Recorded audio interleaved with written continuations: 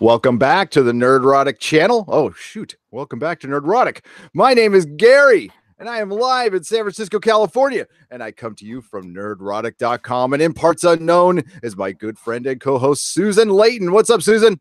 Hey, guys. Hey, Gary. Yeah, everybody, glad to see you. We're celebrating a lot tonight, our big 40K celebration. So exciting. So exciting. Yes, there's no real, we've got some news set aside if we need to, but it's kind of whatever you guys want to talk about. We are going to be talking about Star Trek. There is going to be another very special live stream on Sunday called the Expanse-aganza, where Doomcock is going to be joining me and maybe other people, and we are going to talk about the Expanse for as long as we want. It'll be quite fun. So welcome everyone. Lloyd, Chad Nielsen, that Star Wars girl. What's up? How's it going, that Star Wars girl? Check her channel out. It's on fire. Please subscribe to her. She's amazing. Love her. She's great. What's up, Lubella, Torian Raven, Philip A. Demick, Mary Ashmead and her wrench, Mark Santos, Jody Shittaker is in the house. Where's Chris Chimballs? Where's your husband? We're missing Alex Klutzman, yes. Carl Manvers. Yeah, we'll see who shows up tonight. Matt S, Baz R, Robo Bear, Nihilist Shadow. What is up, Nihilist? No, I know you're gonna. No, it's not Nihilist. It's, I always get you and Silhouette and Animator mixed up. I don't know why. I think it's your avatar, maybe. I don't know. But I'm sure Silhouette and Animator is out there and is going to ask me if I saw Doom Patrol, and I did not. I saw Umbrella Academy, and I didn't do a review because it just didn't grab me. Not yet, anyway. Really? So John DeMarco, Fan Addicts of Film, Chuck Zilla, Chief Cook, Sebastian, Jiminy Cochran, or wait, is it Cockroach? Jiminy Cockroach. God, I can't read. Cochran, whatever. Yes. What is up, John Ronan, Jules 327, 99 Iron Duke? How is everybody tonight? I'm sure I will try to get to shouting out everybody if I can. Beslar Duma, Thundercats Ho, Rogue FFX. What is up? KZ Bay and Jody. We got the wrenches here tonight. That's good. Thank you for coming in and helping out.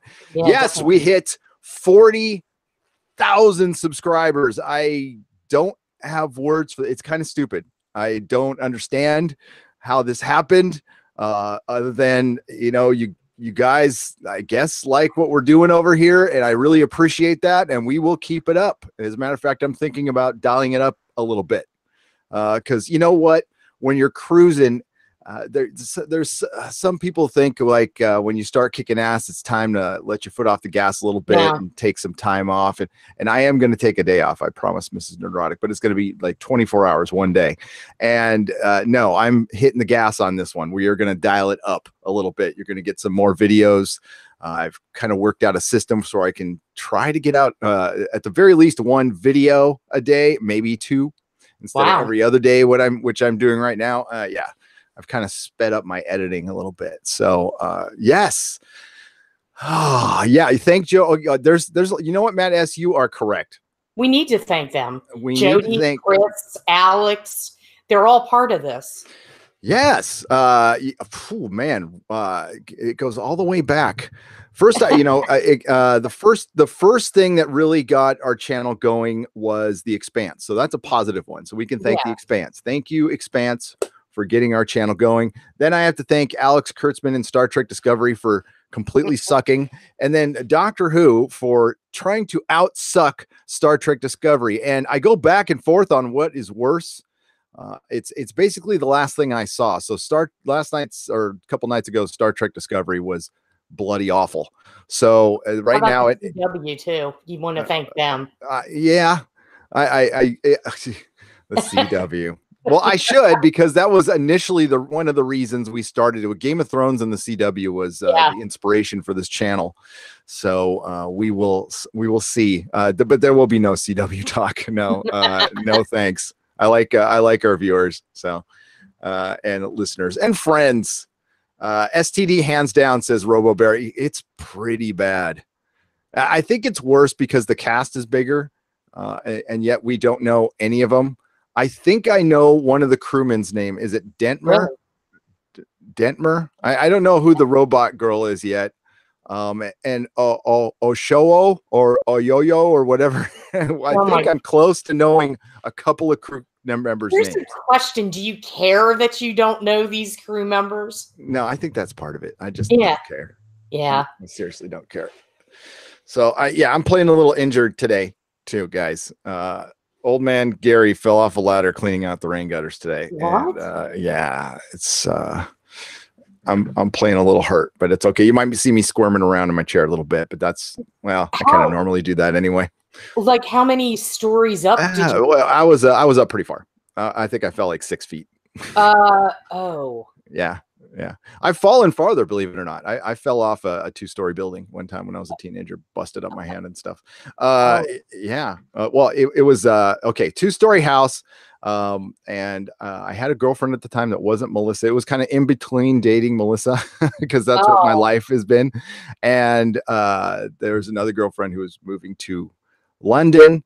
And I'm moving away, and I had to see her one night. I was busted, and it was like one of the rare times I actually lived at the house, and I had to pretend to follow the rules. So I snuck out. I was like 16, and I usually snuck up my balcony, and I did it a million times. I was like Spider-Man on that thing. I could do it no problem. And then one night I just missed. There's a second step. I had to jump off out of my window, and I missed it, and my ass landed in a big old flower pot. And I was picking pieces of clay out my butt and freaking my knuckles were crushed down, and it was my left hand. So I have I have a permanent live long and prosper because my 2 fingers were crushed in, and yeah. And then I didn't go to the emergency. It's a long story. I didn't go to the emergency room, so I never had it set or anything, and it just healed wrong, and it's all right. When I flip you off with my left hand, it's a little crooked, but it's all good. I got to see her. We had a good time. I got loaded. Didn't feel a thing. Wow. Jesus. Story time. It's story time. So it just sounds like a typical Saturday night for me. Yeah. David Latham said Doom Patrol and Umbrella Academy in the same day. I know. And I'm going to be reviewing Doom Patrol tomorrow because I have a feeling I'll like that. That is one of my all-time favorite comics. I might make some Marvel fans mad. I like Doom Patrol more than I like the X-Men. Don't kill me. And I'm a Marvel guy. Yeah, I don't know why. I've always liked the Doom Patrol is just weird. I like how it's just it's a really strange comic book that I love dearly. I think one of their best representations was actually on a cartoon. The Batman Brave and the Bold cartoon did the best Doom Patrol. I love that cartoon. So the Umbrella Academy, what I found it a little too grounded for me.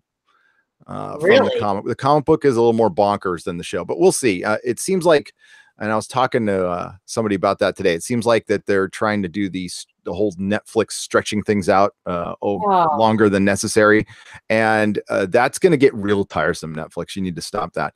And in relation to Star Trek Discovery, God, I hate to give Star Trek Discovery advice. But tell me if you agree with me or not, chat, on this one. Wouldn't it, and you, Susan, wouldn't it have been better if they had just dropped the whole season at once? With that? Yes. Yeah. Because honestly, their views aren't going to go up anyway, because I got a number today. I got a number of subscribers and views, and I will be sharing it with you. Again, you got to file it under rumor. But the small amount of views they're getting, and then they have me and Doomcock and Mecca and Midnight's Edge and JP and Anti-Trekker, who had the most epic meltdown. He gave me permission to put it in my video too. There's a certain scene where he threw his headphones and his glasses, and it was brilliant to watch. So wow. So yeah, and they have us every week just reviewing the show honestly, and I could speak for all of us. If it was even semi-decent, we'd all admit it. We're all Star Trek fans. I want it to be good. That tells you how bad it is. I am forgiving on that show. If you watch my early recaps, I gave it a chance. I've been covering it since it premiered. I gave it a fair shot, and it just wore on me as time went on. And yes, it was. I mean, here, I'll put up my spoiler. You guys really aren't going to care because this is the dumbest thing ever. So they have comm badges, but there's a twist. It's Section 31. So the super secret organization has comm badges that they wear on their shirt. Oh, that's super secret. It's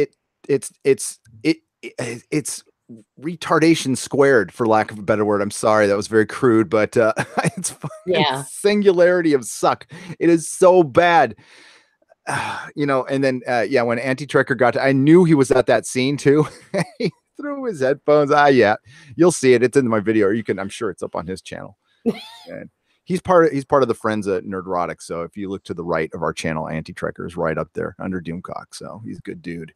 What is up, everybody? It's great to see everybody here. I'm really, I don't know, man. There's gonna be some piss and vinegar tonight, but I'm pretty happy. I gotta say, I'm pretty happy. And you know, I wouldn't say it's piss and vinegar. I would say it's being realistic. I try. I really do try, and you do too. You do too. Yeah. So, so let's just get to the insider stuff now, shall we? Shall we? All right. So I'm gonna get to my messages so I can read them and tell you exactly what he said. Can't wait.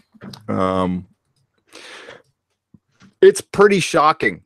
Like, again, you got to follow us on the rumor, but I'm going to tell you right now, this guy, everything he said has come to fruition.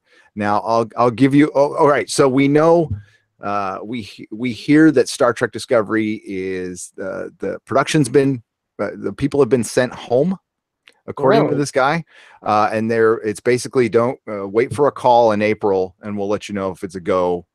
I don't know what they'd be doing. Now, this was involving the Picard series too. As far as Star Trek Discovery, I think everything's in a can. I don't know how many people would actually be working on it unless they are prepping for season 3 this early, which they could be, or they could be putting some finishing touches on this season, which I can't believe they would send them home. No. So I don't really know on that end, but we saw that the Star Trek animated series was announced, or they're going to try to do one on Nickelodeon, which is outside of CBS.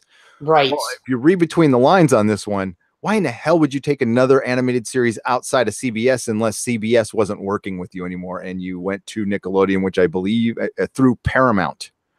Well, do you want to hear the crap that they're saying, why they said it? According to Red Shirts, they're saying that they're taking it to Nickelodeon, not because CBS All Access is, you know, in trouble, but because they're trying to help Nickelodeon get views. Okay, so that's bullshit. What I heard is Kurtzman is trying to circumvent CBS, like he I can't say what I have heard, but I cannot substantiate. So it is a total rumor. This is something I could believe, but I do not know if it's the truth or not. Okay. That he did a very similar thing to Brian Fuller, kind of circumvented him, went behind his back, forced Fuller to take this bad reboot license. Fuller wanted to work in the actual Star Trek canon, found out he couldn't, and left. But the other rumor is that Kurtzman got him fired. So because I fully believe. I'm not totally in love with everything Brian Fuller does, but he was great on American Gods, and he would have done a much better job with like he's an actual Star Trek writer. He knew his shit, so it would have been nice to have him on. Definitely. So here we go. Let's get to this right here, and it's not coming up for some reason. That's great. Why don't you read a couple chats for a second? I will do so, yes. So let's see what everybody is saying tonight. You sure love to cover STD a lot. Well, yes, Charles Edwards. That's because it is unfortunately a hot topic and not in the way that it wants to be. Kurtzman is swine, even if that rumor's not true. Well, yes, Eric Hawk, you know, maybe swine's a little too harsh for Kurtzman. I just think that, you know, without getting personal, I think he's just out of his element. And now it's catching up with him. This isn't the show that he should be the lead on. The King of Scotland, CBS is recouping lost money by moving the cartoon to Nickelodeon. Let them pay for it and give CBS a fee. That's something. Possible. Yeah, that's something I can actually believe. I would believe that. That sounds very logical. Okay. So these are the numbers for no growth since 2015. Whoa. That's probably talking about CBS All Access. Oh yeah. 100,000 views max. Now, I didn't get an answer on whether that's overnight, 3 days out, 7 days out, grand total, but per ep, about that's what 100,000. they're averaging. Yeah, that's bad. That's like cancellation bad. Oh yeah. Well, God, they're behind a paywall, right? And I would imagine that 500,000 views is probably enough to survive. Now the guy I talked to said they need way more than that to cover their expenses. Now, but what he is reporting here is it was 2 years ago they reported they had 2.5 million subscribers. That was 2 years ago. Today they have 2.55 million subscribers. That's no. Wow. Well, they're flat.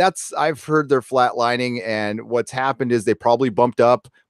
They had a lot of people accept the free offer, and then honestly, and there's a lot of people who flat out forgot about it. Like between season 1 and 2, I forgot about it for months. I didn't cancel for months. I mean, let's talk about they don't have much going on that channel, and what they do have is STD, and well, we all know how that's turning out for them.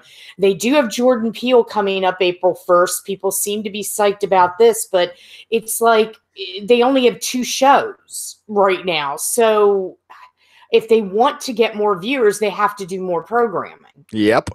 They do. Let's get to some super chats real quick. Peter Davison, Australian, $10. Sorry, Gary, control agents are after me. Will vanish into the night.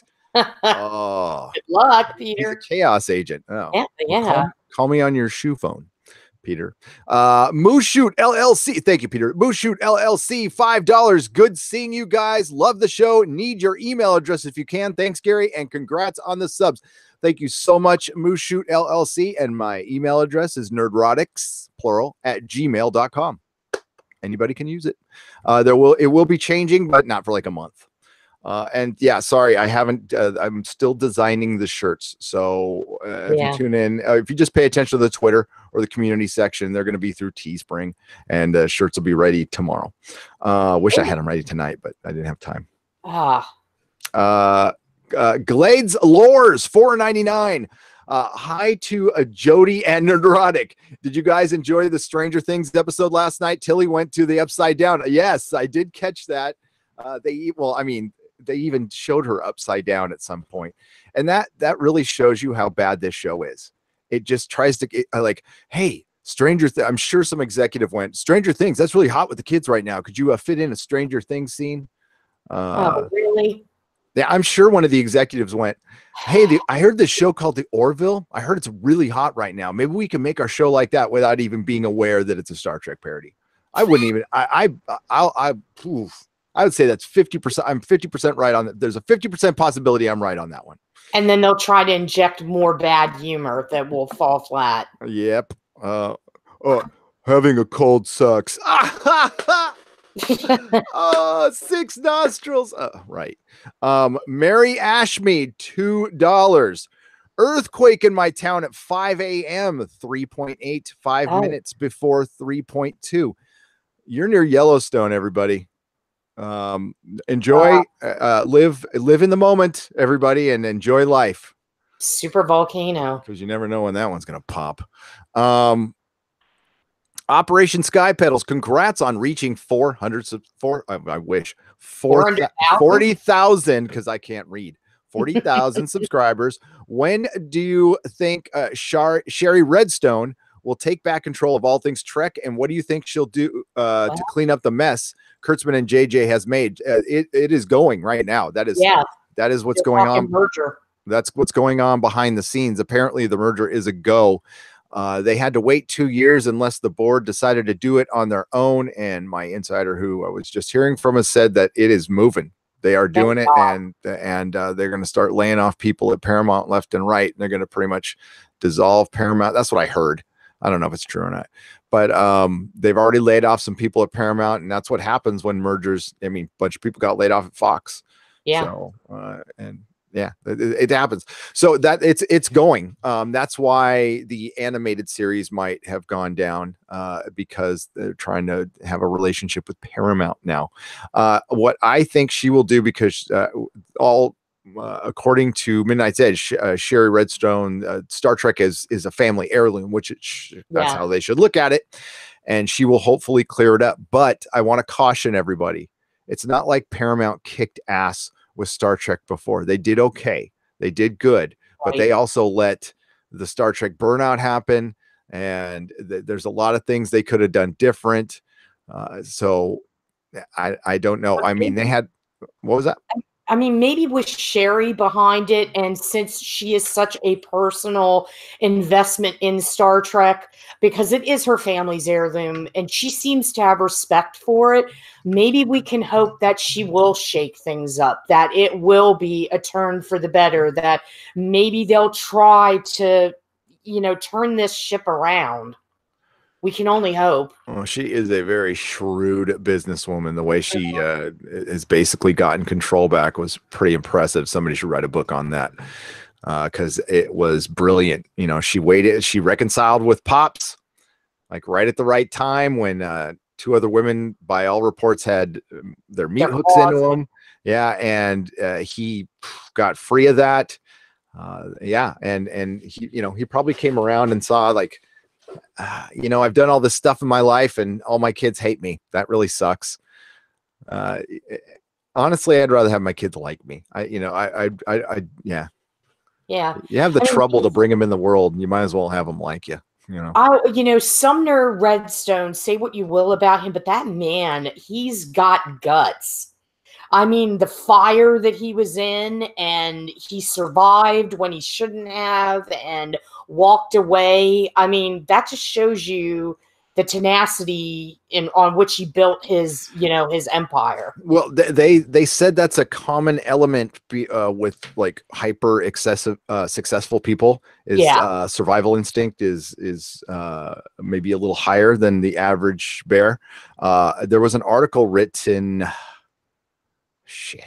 5 years when Travis Barker was in the plane crash. Oh yeah. Okay. So Travis Barker and some DJ who I can't remember were in a plane crash, and they were the only two people who survived. Everybody else died. The reason they survived, and they did a whole article on it, was these were highly successful creative people, and they just knew like their decision making is on a hyper level, and they were able to get the frack out when they needed to get out. They didn't hesitate, because a lot of people it is reported in plane crash, there's some people who just get the deer in the headlights, or the deer who are about to become prey and just kind of lay down.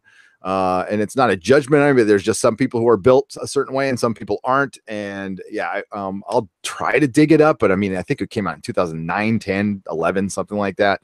I'll try to find it. It was very interesting. And actually Melissa brought it up to me. STD is getting canceled too. Mark, that is our hope. That is our hope. Here, let's just be real, Star Trek fans. Drekkies, we are Starfleet. Let's look. Okay. Let's table everything. Let's throw down our weapons for a second and just talk. Say we get a Star Trek Discovery season 3. What's going to happen beyond that? Like, what play the, as we say in recovery, play the tape all the way through. How long do you think this show can last? I think season 3 and it's done. I mean, that seems to be the trend. It's like they'll have this period. What's going to happen is, and it'll surprise me if it doesn't, they're going to have this period where it's going to be up in the air. They're not going to know. They're not going to know. Then all of a sudden, yep, they're back for season 3. And then that's going to be the end of it. Yeah, that is going to be the end of it. And so play it all the way through. I mean, let's try to be rational about this. This show's very expensive. It's not bringing them the money they need. It's not bringing in the people they need for CBS All Access. So the only reason they would give it a season 3 is to save face, to not look bad, to not cancel a show with the black female lead that was all diverse. And that's why you really should dial back that, because you paint yourself into a corner. And then, there's shows like The Expanse that do the same thing you're doing, but better. and don't announce it everywhere. And when they got canceled, they had people flying planes over Amazon. Nobody's going to fly a plane over Amazon for Star Trek Discovery. I don't know. No. So let's just be real. You know what? Cut your losses. Sorry it didn't work out. You put your trust in the wrong people creatively. And you know what? They have a chance to, if they corrected stuff now, all the Star Trek fans would come back. I would come back. If they just said, forget that, and we'll do something else, I would come back in a second. People make mistakes. I personally think they need to drop the Star Trek connection, or what they perceive as that connection, and just be their own series and see how that flies. Do a total revamp where it's not Star Trek and just make it their own universe. Well, their biggest mistake was putting it on the streaming network. I mean, it's actually written to a level that probably would fly on network TV, but not behind a paywall. People have different expectations behind a paywall, as they should. Let's get to the super chats. What was that? It's cinematic, Gary. Come on. Oh, I know. It's all the production value. It's just written at a, it's written at a Sid and Marty Krofft level, but I don't want to disrespect Sid and Marty Krofft. Nicholas Glenn, what's up? $1.99. You ever do a Star Trek video with Jeremy tonight? We had to reschedule, Nicholas. Both of us were very busy. So we're going to do it next week. We are going to do it next week, but we are going to do it. Jeremy reposted that live stream, and I'll get you guys the link towards the end of the show that I was on with them. It was brilliant. So much fun. Thank you, Nicholas Glenn. Good to see you. Bryce Byerly for $5. Are we going to see a deletion of the Gillette timeline that STD resides in? It looks like they're trying, Bryce, in all seriousness, they mentioned tachyons last episode. It looks like they are going to be doing some reality shifting and timeline splitting. Yes. So not in a good way, though, not just erasing it, unfortunately, but it is definitely I like the Gillette timeline. I think I might be calling it that from now on. I give you full credit. Thank you. That was quite brilliant.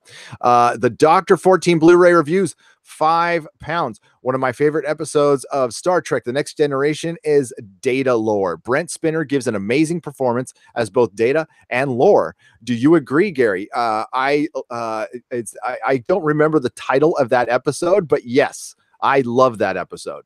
I don't remember the title of all the TNG episodes. I don't have and not, unfortunately, a Star Trek encyclopedia. I have slept since then. I've done many, many drugs in the 80s. But that is, those, I love those episodes. I mean, they had so many of them, Well, I mean, they did it again. It seems to me you can only have a double with one character in your show, but they did it with Riker too.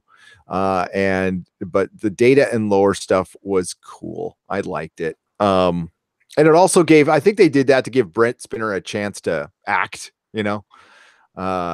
who knows? They were fun. I love TNG's brilliant. Nicholas Glenn for $4.99. I wish they would continue Star Trek in the DS9, TNG, and Voyager timeline. Me too. DS9 was one of my favorite Trek series. Tons of action in that series. It was a great balance. And I thought that series got in the weeds on a lot of stuff more than anything else. Partially because Ronald D. Moore was there. And that's who I want to run. If Paramount and Sherry Redstone said, I know you got to deal with Apple, but it looks like they're not doing anything. Ronald D. Moore, why don't you come over here? We'll give you a lot of money and you take over Star Trek. And I think you would get new fans off of that. You would get Battlestar fans who weren't even watching Star Trek. Yeah. I don't understand when they first, I remember when STD was not even on air, and I was reading, it's in trouble. There's all these problems, and things were getting pushed back, and scheduling was off. And I thought, man, this show is going to fail. It's already starting to fail, and it's not even on the air, which is never a good sign. I guess what I don't understand is why didn't they try to get Ronald D. Moore or people from the Star Trek universe? I don't get what they were hoping. They had Brian Fuller. They thought they had it with Brian Fuller, and then Alex Kurtzman came in, and he works with JJ. Those guys are shrewd, good better business people than they are actually creatives and filmmakers. I think they're excellent in post and effects and stuff. Yeah. Storytelling is not something they put a giant priority into. JJ built a reputation as being quite the writer but you found out it was all gimmicky. If you look, because listen, I liked Alias when it first started, and before we knew JJ shticked, people were in the Lost. I dipped out of Lost the first season because I'm just like, I had already been stung with Alias, and I'm like, I'm not going through this again. Yeah. I went back, I watched Fringe, and I liked Fringe. Fringe was pretty good. And he did Flippin' Felicity, which still blows my mind. Who would Yeah. have thought? I missed that one completely. So yes. Yeah, they did it this much. William Jenkins for $5. Hey, this is a good question. I like this. Hey, Neurotic, did you review The Expanse? If not, you should. If not, I think most of us burn out on STD and don't even care anymore. Well, most of the viewers are, that's for sure, but we're still getting a hell of a lot of clicks on the videos, man. But The Expanse, hey, when I would love to talk about The Expanse if something would happen. We got some casting news, but they wrapped production, but they've been teasing a lot of cool stuff on Twitter, but it's not like meaty podcast material, unfortunately. It's just like Dominique Tipper saying something funny and cute. And we're almost done, but we've seen a couple of production shots that look cool. And yeah, all I have to report about The Expanse is it's simply the best sci-fi show and probably the best show on television. And yes, I have been covering it for a couple of years. So I was part of the We Save the Expanse movement, William. So that was actually my first video that got multiple thousands of views, was announcing it got canceled. I think I was up that night. It got canceled late at night, William. And somebody hit me up on Twitter and told me The Expanse is canceled. I'm like, are you sure? And he's all, I am sure. And I went live like that second. Fired up a live stream, and yeah, it's on my channel. Well, let me ask you this about The Expanse. You know how most shows, when they're on hiatus, they, tweet things, they give behind the scenes, the cast tries to keep it in the public eye. Are you a little concerned that they're not forthcoming with any like sneak peeks or anything being, in quotation marks, leaked to kind of like spur people on to want to check it out? Like, not just you guys that watch it, but new viewers. Is this a concern at all for you, Gary? It's been a light concern with me that they're you gotta be careful. They have one of the best, most vocal fan bases out there, but it's still small. It's still small. It needs to be bigger. And I've talked about this in videos before. We need to, but they're very welcoming. So the one thing, and if there's brown coats out there, I'm sorry if I'm going to offend you right here, but brown coats were like a clique. They weren't really open and friendly with a lot of people. And that's why a lot of people got turned off by them. The Expanse does quite the opposite. I feel like there's a lot of people from the Battlestar Galactica group that have gone to The Expanse, which was a great group of people. Great group of people. So it's very open, but unless you're on Twitter or part of Facebook groups, which are hard to find, we're still turning people on The Expanse every day, and it should be. I mean, it's been around for 3 seasons, and so that's when pretty much everybody started jumping on to Game of Thrones. Like, I was on Game of Thrones within the first 30 seconds. But we've had a lot of channels have been talking about The Expanse. A lot more people are getting involved in it now. And I think this is where it breaks the barrier. I think once it's on Amazon and it comes out, but until then, I think it's going to be kind of quiet. So that's why I'm doing an Expanse-aganza.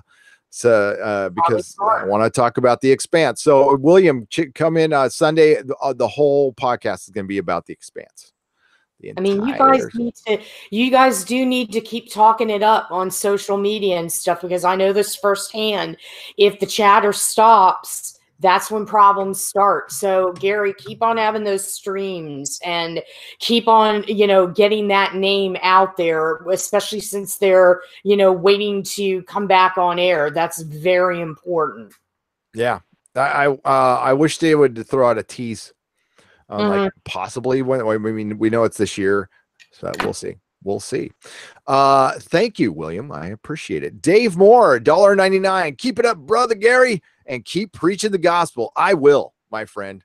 And I appreciate that because it is more than just a show. It is more than just Star Trek Discovery. It's not Star Trek Discovery is basically a bad show, but it did throw a little bit of agenda at us last episode, which I will be putting into my breakdown video.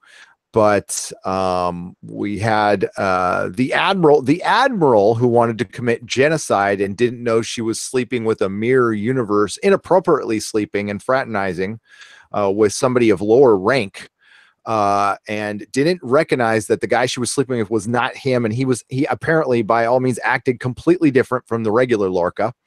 And yeah, so this one decided to chew out Pike and the captain of the Section 31 ship and make them apologize to her, like to each other, like they were two little boys and she was a mother.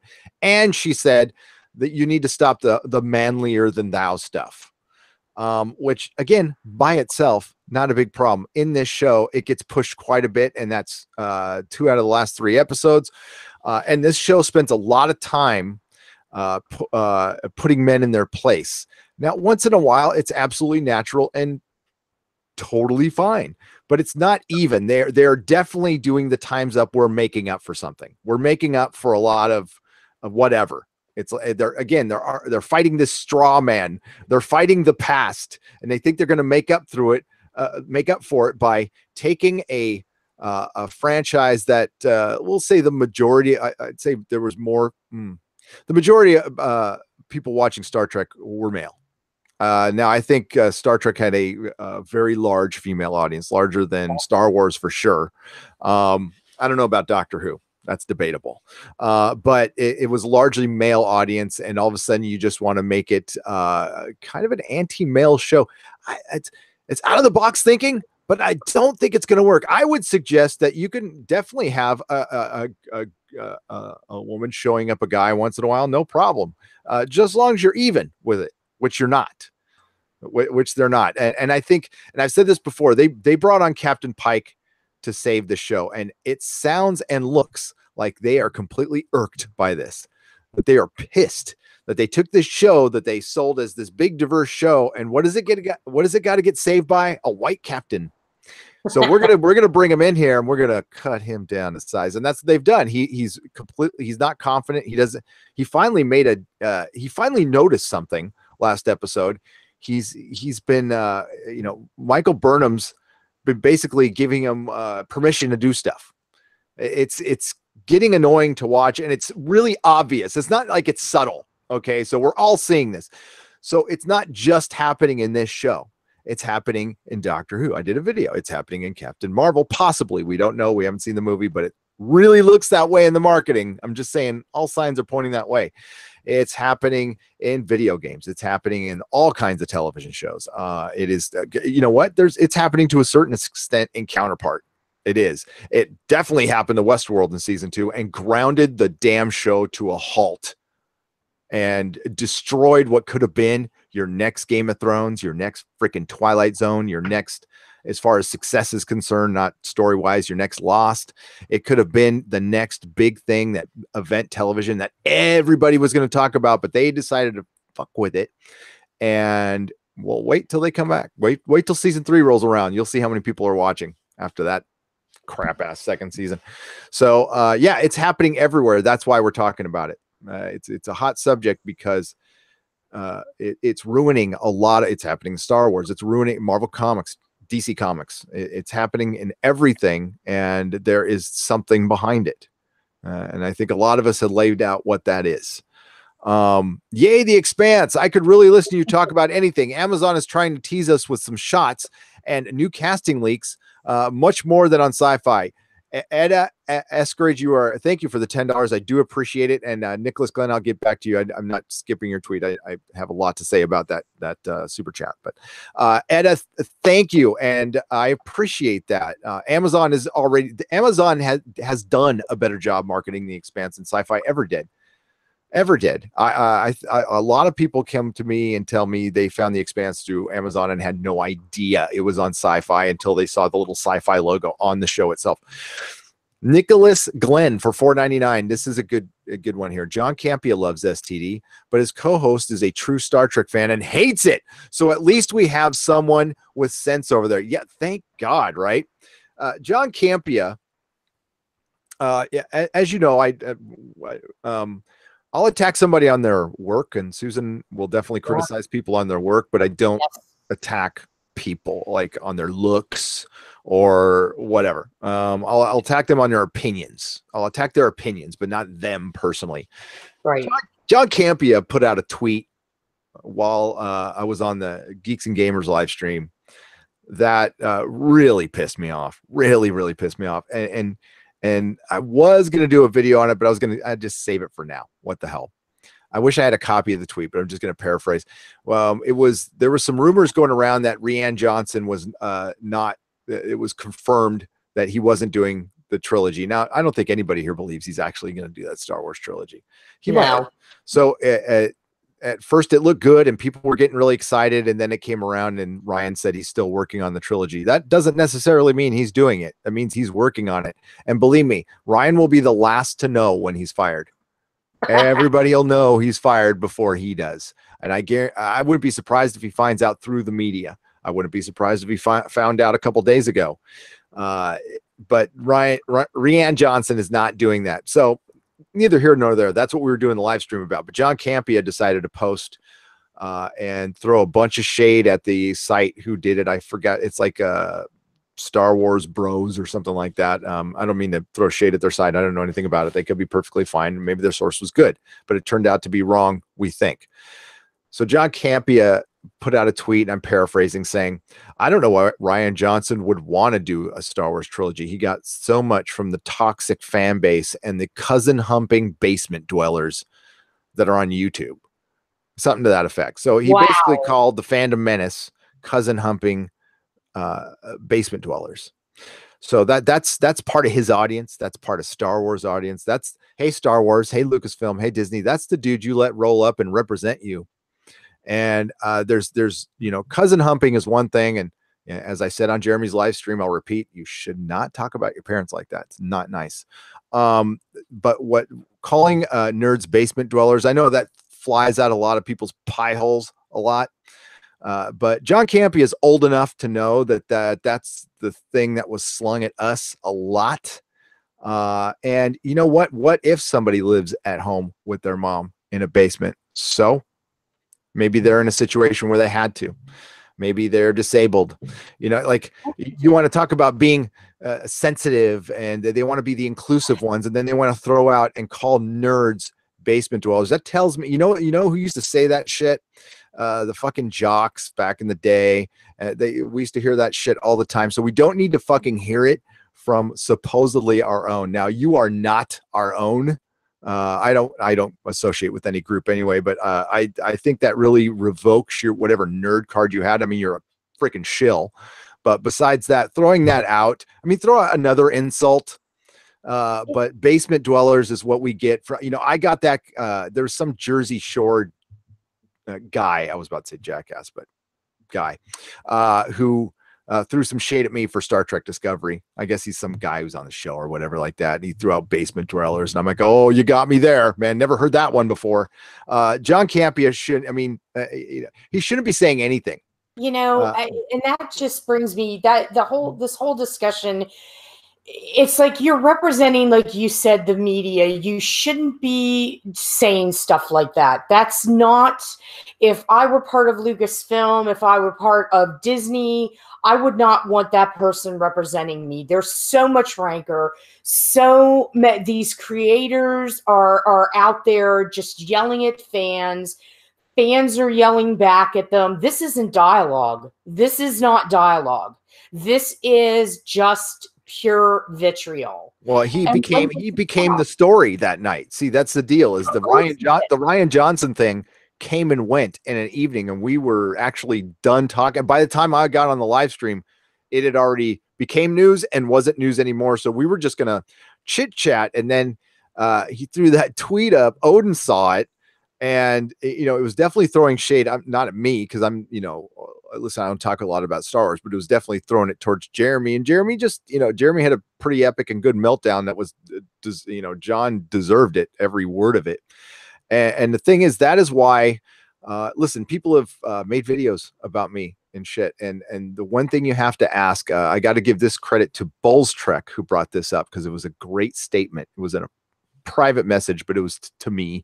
So and I won't say mostly what it's referenced for, but he made a very good point. If a certain channel is growing and another one is stagnating, and I'm paraphrasing what he's saying, obviously one has connected with their audience a little better than the other. Maybe that instead of concentrating on me or John Campia concentrating on Jeremy or EVS or Jeff, he should concentrate on maybe reestablishing his connection with his fan base and not warring with any of them. The one thing I don't, I'll say Drecky. That's the worst thing I'll say. I'll say, you know, I'll throw out an SJW once in a while, but I rarely do. And I rarely say MPC. And I don't mind if people do. Rock on. It doesn't, and I'll read it in the chat. That's fine. But I try to keep the argument to the show and stuff, but definitely the groups of people are coming after me and they're calling us all kinds of crap. But I'm not crying victim. I don't care. Call me what the frack you want, man. Bring it. I sleep like a baby. And I'm going to get to the super chats, but John Campia, you know, you shouldn't act out like that. Again, you see this with channels. Sometimes they get jealous that other channels are growing. Instead of getting jealous, I don't know, get inspired. Just turn it around, flip it around, get inspired, because then they start lashing out. And, you know, we can all learn lessons from Mundane Matt, right? Just, yeah, you know, if you go and then, you know, Jeremy rightly so brought up the Social Blade, and his Social Blade's pretty stagnant, and Jeremy's like going crazy. And there's a reason for that. Jeremy doesn't concentrate on, you know, or I don't concentrate on talking shit about other channels or fans. I think that's the one thing we do here is we 100% back the fans. I don't care about actors, writers, creators. I like what they do. I like their work sometimes. I don't need to talk to them ever. Really, I'd much rather talk to you. So let's get to a super chat. Artemis over easy, $24.99. Neurotic, I remember when you were a cute little cuddly, just shy of 2,000 subs. Keep going strong, Gary and Susan. Congrats on 40K. Artemis over easy. I remember. You've been here for a long time. Thank you for the very generous super chat of $24.99. I appreciate it, my friend, and a patron. Yes. Jabba's Southern Biscuits. Oh man, I love biscuits. Biscuits and gravy is my favorite breakfast. Congrats on 40K. You are gonna be a star, Gary. I don't know what percentage chance does Orville have for a season 3. What is your opinion on Alara and her replacement? I'm glad you asked that, Jabba's Southern Biscuits. I think it's 100% chance it gets, this is just my opinion. I have no basis of this other than the show is getting better as it goes. I think it's 100% chance it gets to season 3. On Alara's replacement, I was very questionable on until last episode. I don't like her as much as I like Alara, but there is a chance that she could grow. It's going to sound bad. Grow on me as a character. You know, I thought she was good last night. I think they're kind of setting her up where, you know, where Alara and Kelly were more like, you know, big sister, little sister. I think they're setting up Tala and Kelly to be like allies. That would be good because Alara and Kelly's kind of mentor relationship, and people are always talking about, you know, there's always a male and, you know, young man mentor, but there's no female. Well, there was a great one there and they got rid of it, but for personal reasons, obviously. William Jacobs for $20. I humbly apologize. William, you never, ever, ever have to apologize. Ever. You guys can say what you want, especially when you give a super chat, but I mean, like, whatever. There's no need to apologize. We're always good. We are always good. I discovered you through thanks to Annie Trekker. Oh, thanks, Annie Trekker. Well, after the Save the Expanse moment. Oh, it's cool. I was just letting everybody else know. I hope I didn't. Sorry if I didn't mean. I Hopefully it didn't sound like I was yelling at you. I wasn't. So hearing you do this makes me happy. I am a brown coat SG1 BSG fan. Excellent. That move to the Expanse and the Orville early on. Yeah, it's just such a natural move, right? From Firefly and BSG to Expanse. The Expanse is the heir apparent. And it's a show that deserves 7 seasons. It's a show that they cannot drop all at once. If they do that, that's bad, Susan. I know it is. It would be like dropping Ash versus Evil Dead all at once. That would have been, I mean, horrible for the show because it played so well week to week, that 30 minutes. You know, it was written so well, especially early on, that you needed to kind of take in the episode. And yeah, it's not disposable. Well, I'm not a big fan of dropping like all the episodes at one time. Like Netflix is very fond of doing that with the house, The Haunting of Hill House. And I get it. They want people to binge it. They want them to keep coming back. And I understand that. But there's something to be said for appointment setting TV. You know, yeah, you don't have to have your ass in the seat watching it, but knowing that it's on, I mean, I don't know. I prefer that method than just all at once. Yeah. I really enjoyed, I used to love the Game of Thrones reaction videos to like the Red Viper or the Red Wedding, or watching a bunch of, my favorite one was the Hodor episode, because the Hodor episode is so goddamn sad. I might have, I'm like a big crier when it comes to TV. I mean, you know, yeah, I'm just not, you know, I'll get sad and everything, but yeah, I'm not. But Hodor almost got me. That was freaking good. But there's a bar in Boston that did reaction videos, and it has a bar full of people just freaking bawling at the end of it. It's freaking hilarious. They're all, and you can see them getting all serious, and then you can see all the dudes like trying not to cry. They're all, oh, what's over there? You know, it's still up there. Just look at the reaction video. It's pretty good. And that you know, that kind of thing needs to be, that's what Star Trek Discovery wants.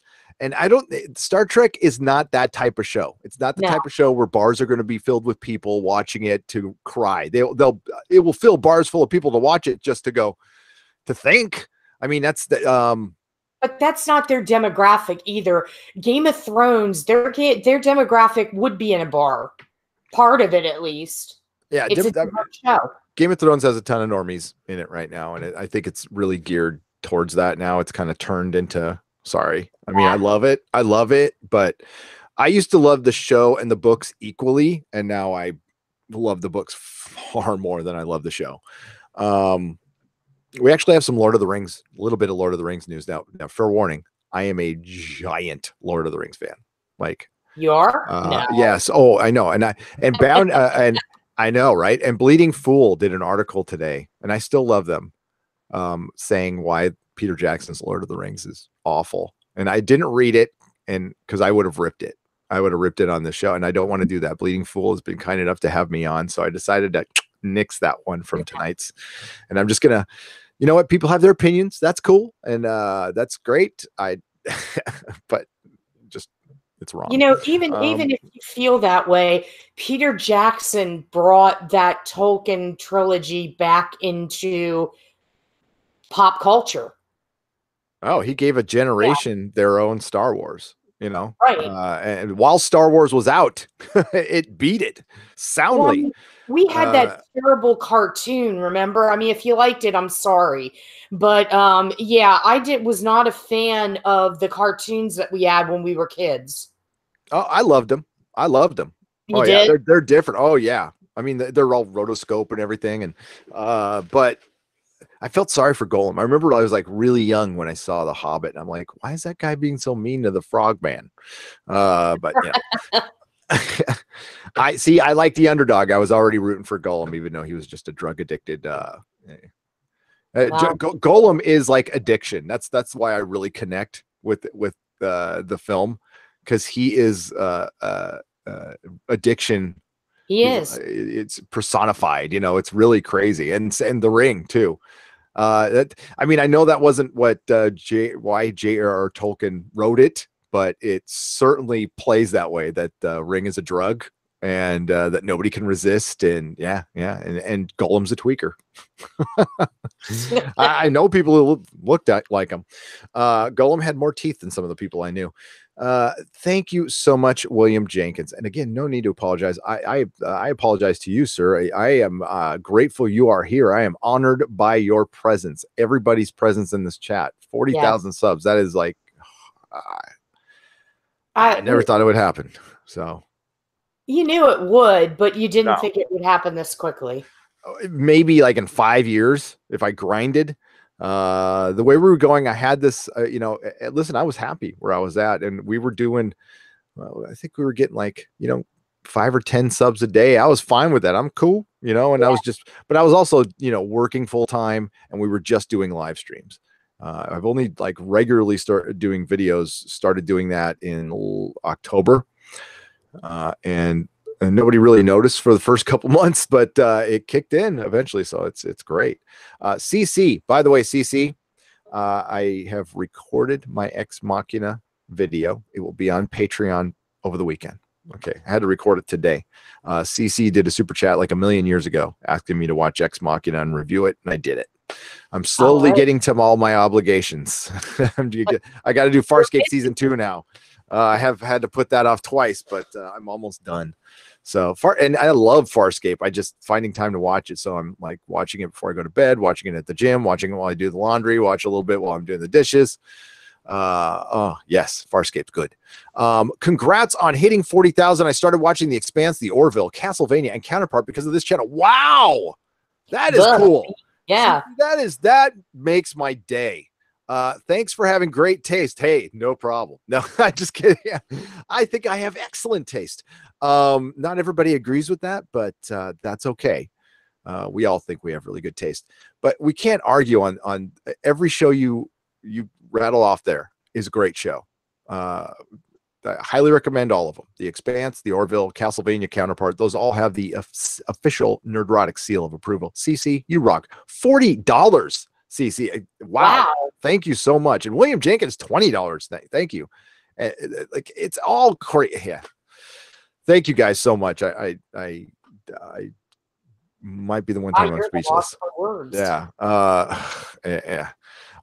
Matthew Werney, $5. I sent you a message on Facebook earlier about a video descriptions that could help monetize. Check it out when you can. Thank you, Matthew. I appreciate it. As video descriptions that help monetize, as long as I don't say dirty words in them. But thank you. Well, the one thing I do know is do not link off channel. Do not link off channel. It makes, when I stopped doing that, that's right around when the big change happened. So it had something to do with it. I heard that at VidCon, and Matthew Becker said that. He's actually the first person I heard it, and then they repeated it at VidCon. So you can link all data, the YouTube channels and videos,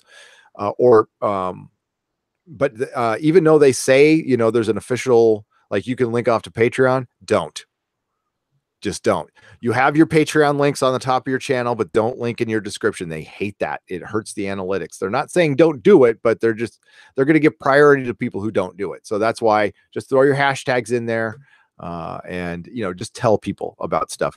Actually, the community guidelines are so vague. Even saying website, I mean, they could nail you on anything, but yeah, you can't put like an unofficial website in a title card and stuff like that. Yeah, it's crazy. Thank you, Matthew. I'll check that out. Dan Heiss, Heiss, $5, or is it Hess? Heiss. Susan, is that Heiss? You think? Dean? Yeah, I said Dan. Sorry. Heiss, yes. Dean Heiss. Okay. Has a female character on STD ever been said, but Captain? But that's never been done. A la Scotty. They all say I can do that, and I'll get that. I'll get right on it. Yes. And then they go, quantum, tachyon, reverse the polarity. We did it. That's the power of science. Here's science and friendship. Friendship. That solves everything. It does. Thank you, Dean. George Orwell. oh man, The Prophet, George Orwell, $20.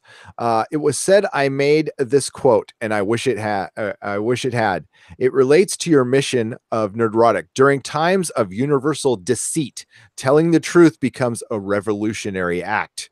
Well done, and keep it up. Thank you, George Orwell. I thank you for the $20. I appreciate it. And I mean, that's what we're talking about. I mean, sometimes I'll speak for myself. I've been very hesitant early on to say what I think on this because, well, we'll just say there's been others. There's been who don't agree with me, and that's fine. There's a lot of people who don't agree with me now, and that's fine. But so I waited, and the longer I waited, the more I saw it happening, and it is agenda being driven into our shows. I kind of it's yeah. So it's very political, and I don't like talking about politics. That's why I'm so pissed off about this, because I'm being forced to talk about politics when I cover TV shows. I cover TV shows, comic books, pop culture, and this is what all the channels that are growing are talking about, this very subject, and it's the culture war. That's the name for it. But it is obvious agenda being thrown into stuff, and I'm saying it's not really about the politics of what's in the politics, and that's why all are welcome here. By the way, I get along with everybody because I'm really not that political of a person. And I would never not like somebody based on what they believe politically or about religion. Honestly, yeah, the only way I have this dumb thing, if you're an asshole, you're an asshole, and we probably won't get along. I get along with some assholes. But most of the time, we'll get along as long as, yeah, you just try to be a good person. You don't have to be perfect. And that's recovery. Recovery's taught me a lot about that, and to accept people just as they are, but what's going on here, the first irritating part of it, Susan, is the denial that we've been hearing for so long. It's like, you are just seeing ghosts. You're being biased. There's no politics in there. This is like all the people who said the media wasn't biased towards one political group. It's like, be real. Even after they came out and did that study and showed that like over 70 or 80% are of one political party, people were still denying it. It's like, it's fine. I don't care. People can have their political beliefs, but like, just don't deny reality. There's alternate places to go now, so that's fine. And now people can be free to just not be biased anymore. Yeah. So, and there's people who question what's wrong with being biased, and there might be some merit to that too. It's not an argument I don't want to have here, but that's what's going on. Is we just got regular people turning on the microphone with internet connections, calling out bullshit as they see it, and sometimes we're right, sometimes we're wrong. But again, we're connecting with people because they have nowhere else to go. Comment sections are shut down on multiple websites, the TV is just, it's lost. It's completely lost. And, and now it's gotten into entertainment media to the point where it's so important to entertainment media that the show makers and showrunners feel like they need to make their stuff political, so these people will write about it, and therefore their stuff will get talked about. And I think that has a lot to do with why it's become a priority to make Doctor Who or Star Trek Discovery political, because the writers have become so political. Now, is this a planned event? Is this an infiltration, or did this just happen? I don't know. It really, what an amazing coincidence, I'll just say. And I'm noticing a lot of people getting involved with entertainment organizations with political backgrounds. I mean, just look at some of the writers for Doctor Who were political playwrights. Sana Amanat in Marvel Comics has a political background.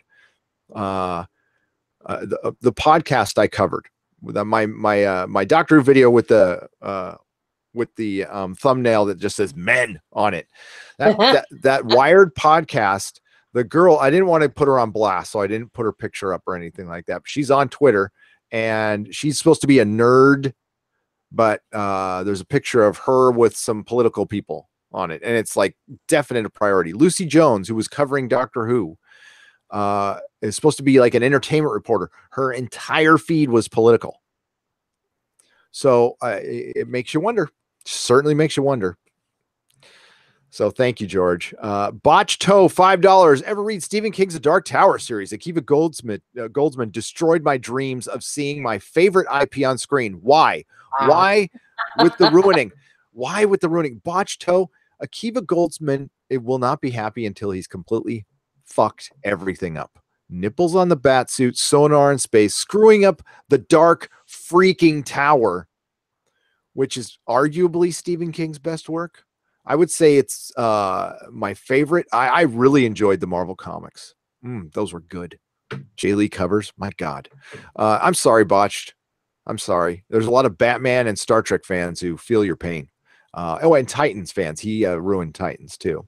Brian Smart, $5. Congrats on 40K. I'm not surprised. I saw your brilliance back many years ago.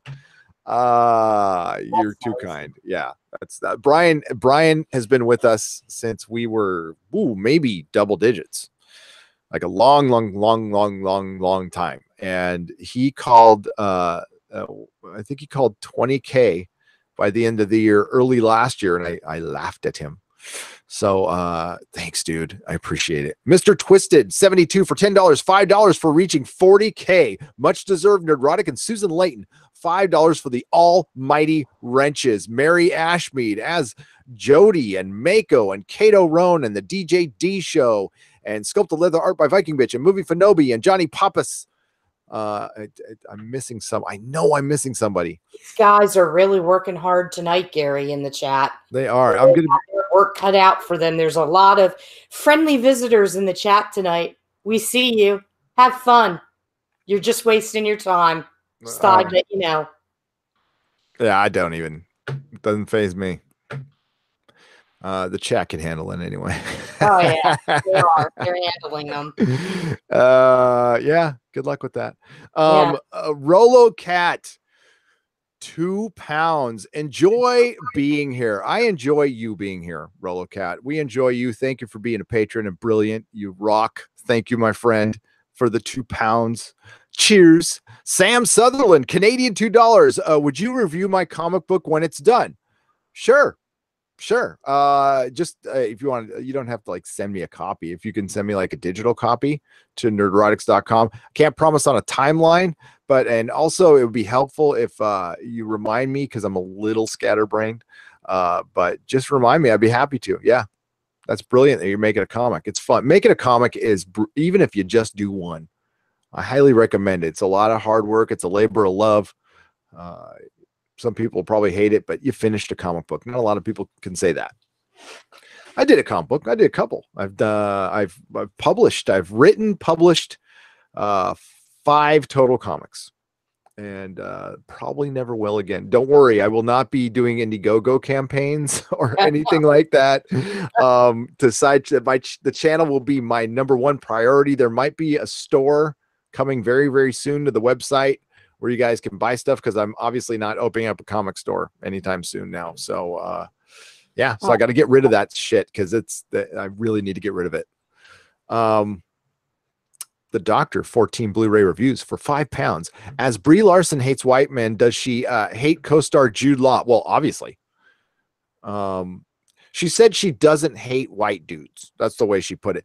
The whole point of my video, I don't know if I got it across, was why say white dudes? Why not just say dudes or people? Or no, there's a reason she's saying white dudes, because it's cool to say right now in her circles, which are probably some of the most uncool circles there are, even though she thinks she is.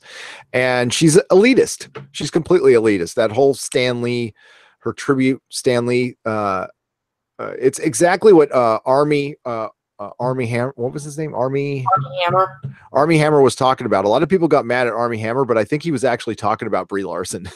He's like, yeah, way to bring attention to yourself with the Stan Lee. Maybe he was talking about fans, but I'm going to choose to believe he was talking about Brie Larson, who was trying to bring attention to herself with the Stan Lee thing, showing off her, Oh, she put up a tweet saying like something like, "I'm sorry you're dead, Stan," but it's like her looking, just like Brie showing off her very expensive sunglasses and purse and shoes that were probably altogether worth $40,000 or, you know, some ridiculous amount of money. You could feed a village on what she paid for her shoes. And then this is the person who's telling us we need stuff less white and we need to be this or that. Just don't. I mean, it just, you know, I think I was talking to you. I think they are getting more and more out of touch every year. I mean, it's the separation of the rich and the middle class, especially we're going to call them the Hollywood rich. I have, again, no problem with rich people. Like, make as much as you want, rock on. You know, a lot of people like worked their ass off for that shit and earned it. And she, you know, she worked her butt off too, to be an actor and then to ruin it by being a dumbass publicly. Like, you know, you could totally think that stuff, and most actors do, but most actors manage to get through their days just going, yeah, I'm going to be an Ant-Man. It's a really cool movie and hope you watch it, you know, like Paul Rudd. Sure, Yeah, Paul Rudd's got political reviews, but everybody loves Paul Rudd. Why? Because he didn't say stupid shit like that, you know? So that's me. I mean, it's not like we're saying you can't have your views. That's not what we're saying, but it's like, you need to have some sense when you're in the public eye. You should have a filter. You should know what to say, when to say it. And the thing that kills me is these people that are actors and actresses, they should know this. They've been in the public eye in some cases, some of them since they've been kids. And you would think 20 years of being in that element, they would get how it is. They would learn to keep their mouths shut about stuff that they don't really have any basis of talking about, or they're just doing it to be in the moment with everyone else and just to get, you know, their 15 minutes. And, you know, personally, I don't want to hear the actors espouse their personal philosophies. Yeah. And just listen, tell me about what you're doing, what show you're doing, what movie you're doing. I'd rather hear that. That's I mean, I don't follow any actives, and I'm trying to unfollow all the creatives I was following on Twitter because I just don't want to. I mean, like, I unfollowed Kurt Busiek today. You know, I do. I'm keeping to my promise. You plop up something political in my timeline, and I haven't seen much of comics from you. I don't need to follow you, dude. I really don't. And yeah, I'd rather, and that keeps me from seeing some of you guys. So. Yeah, I really don't care. I mean, they're free to say whatever the hell they want, and I'm free to not listen. So I don't listen to actors' interviews.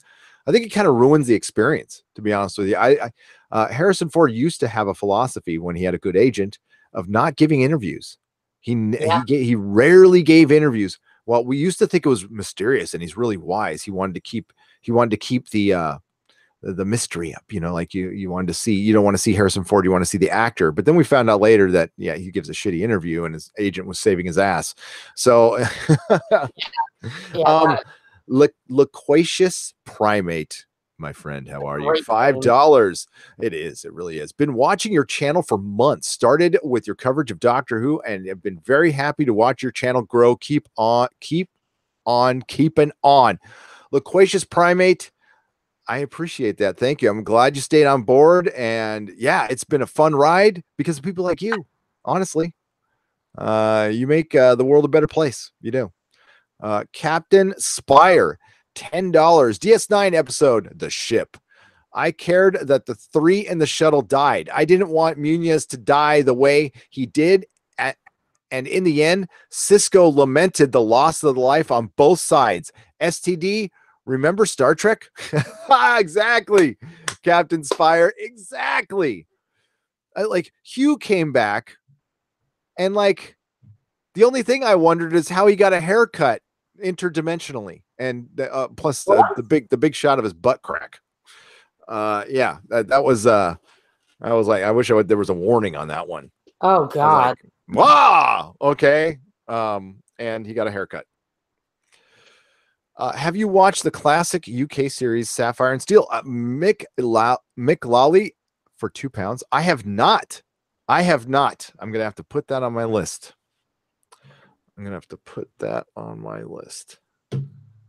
Hang on. Oh shoot. Where's my pen? Dun, dun, dun, dun, dun. Okay.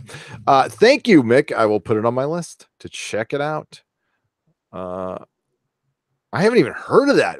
Is it old or am I just out of touch on that one? Wow. I haven't heard it either. Is it good, Mick? I'm sure it is that they've asked about it. Matt Deckard, $4.99. Matt Deckard's been throwing up some pretty damn good tweets. Gotta say. I grew up in a MLK world. Anti-white speech isn't social justice, it's hate. With the first link, the chain is forged. Like I said, the man throws up some good tweets. Yeah, that the whole, you remember when your mom said two wrongs don't make a right? You know, we're supposed to rise above. The only way we get past if we rise above. And then, you know, I'll get shot back. Well, why don't you rise above and not say anything? Because nobody else is saying anything. If I feel like enough people are saying things and if it's getting through, then I can certainly back off. But it was a long time coming to get to this point. So thank you, Matt. Definitely follow him on Twitter. He's got good tweets. I'm thinking there are a lot more out there, Gary, that are saying what you're saying. We're starting to hear it now. Well, they are. It's just that they needed a place to congregate, and it's kind of, you know, YouTube's always been big. I'm going to state the obvious, but it hit like really, it became something else about 2 or 3 years ago. You know, Twitter has never really grown. It's been very stagnant for a long time.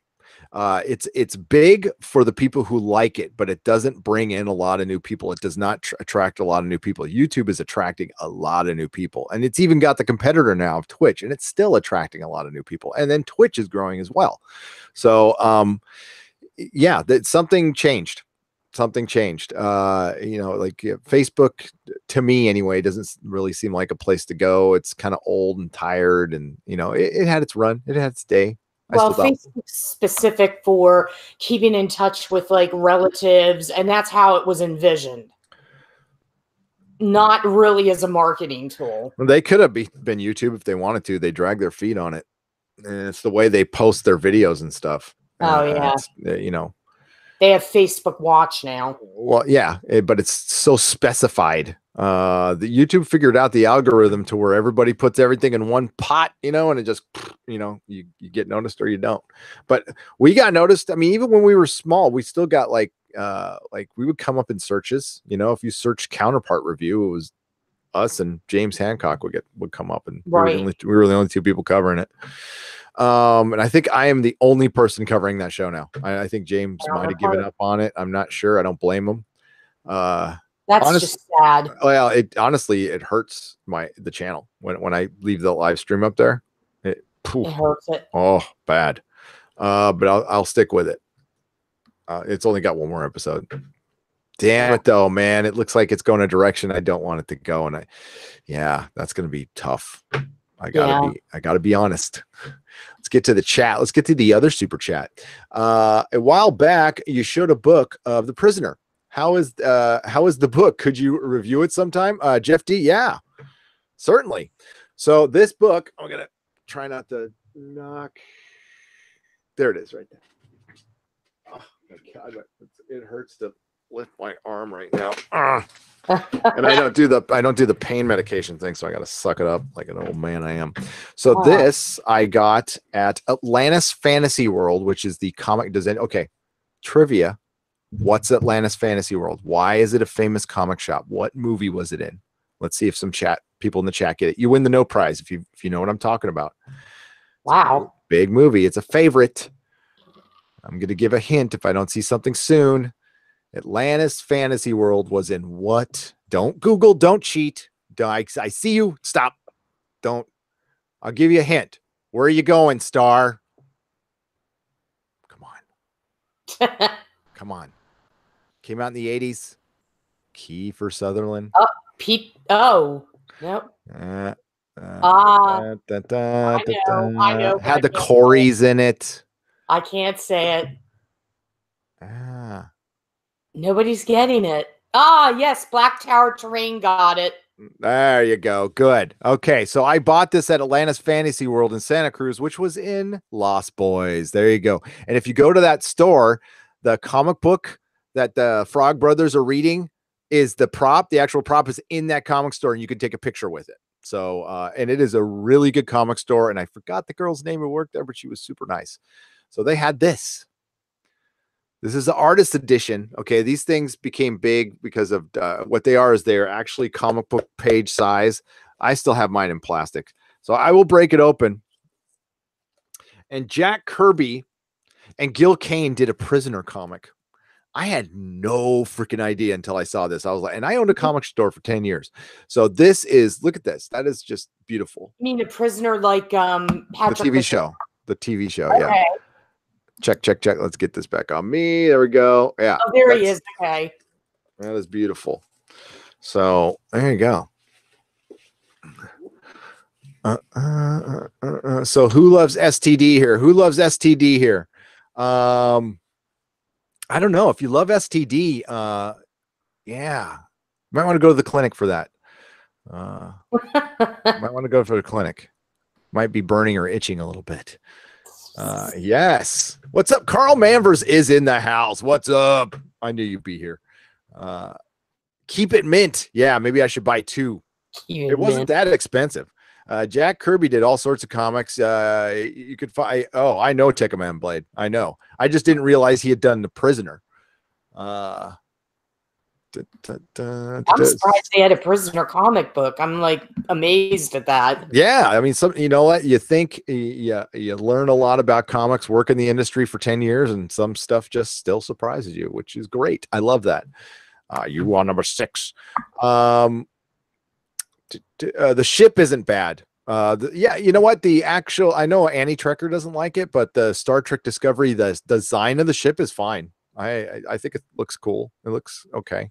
I'm not sure about that ginormous bridge and everything, but the actual ship design is fine.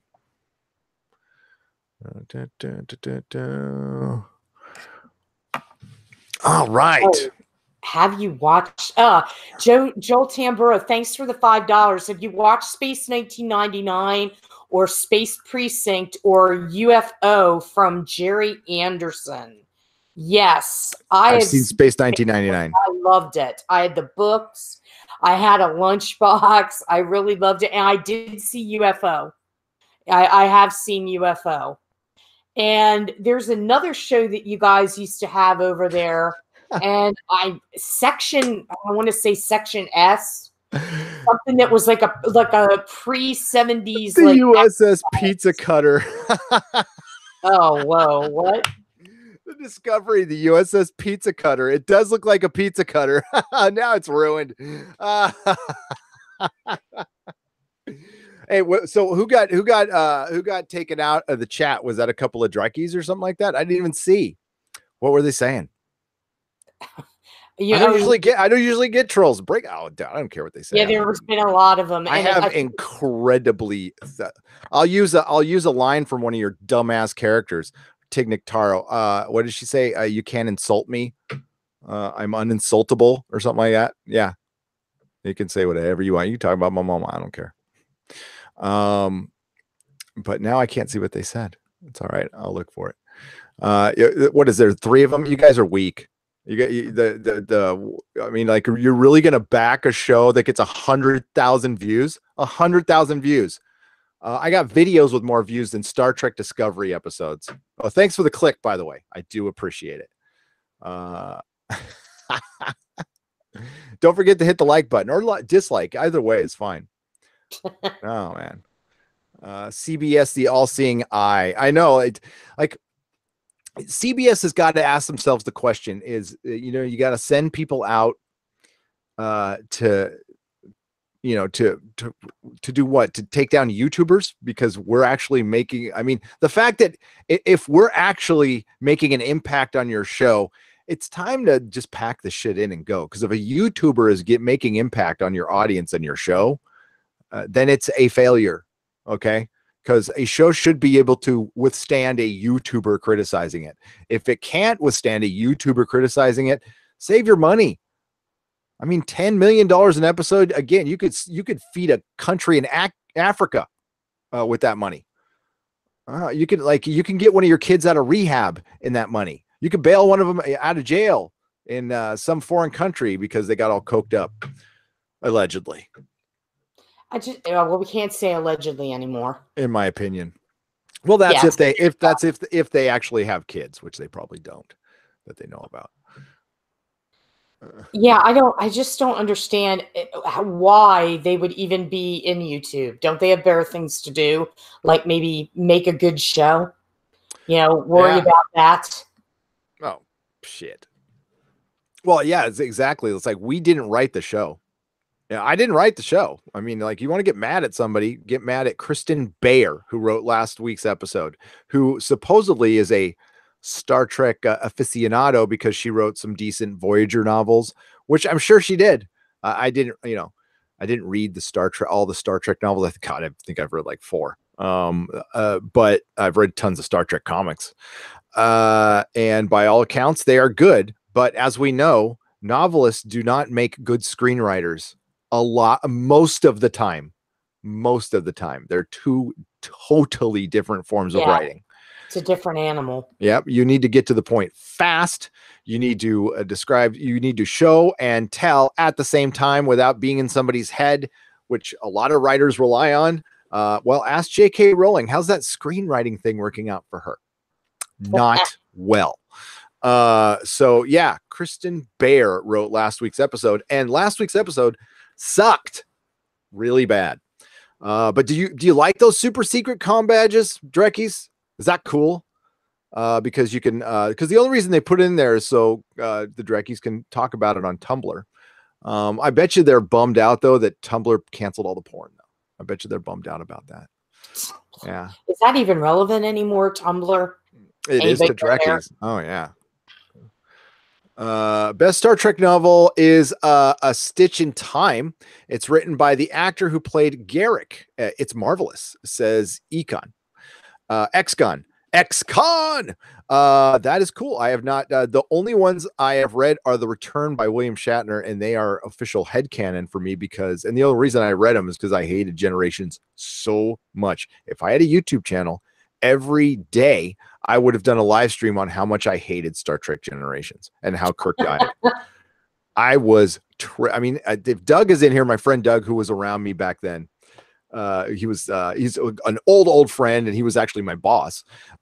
He'll tell you every day I'd walk in going, fuck Generations, Kirk.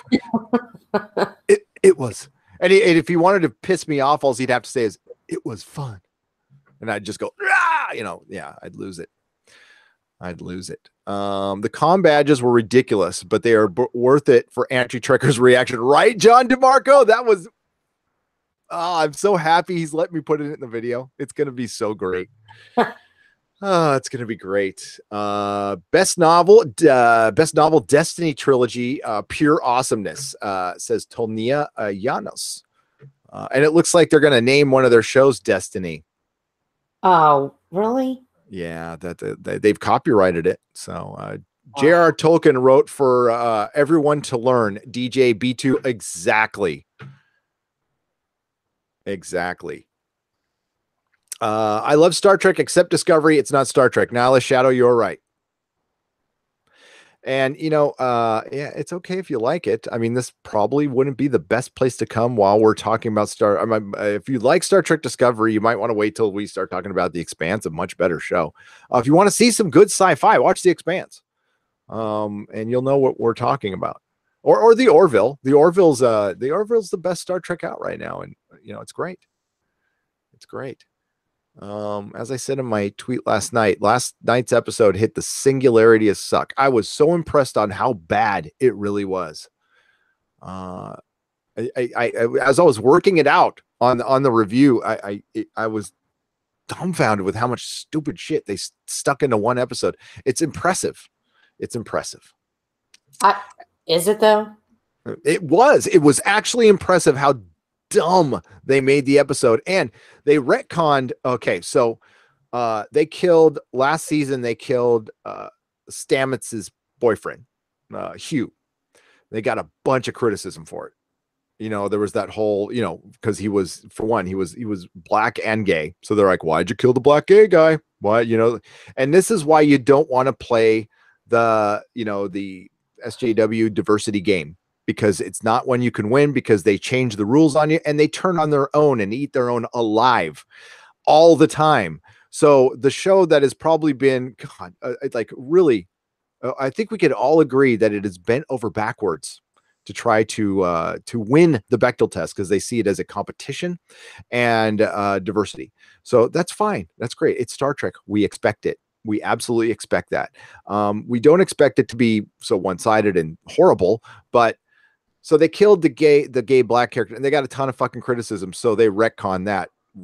They waited a few episodes, but now he is actually resurrected, like back to life after having his neck broken and his head almost twisted off. How?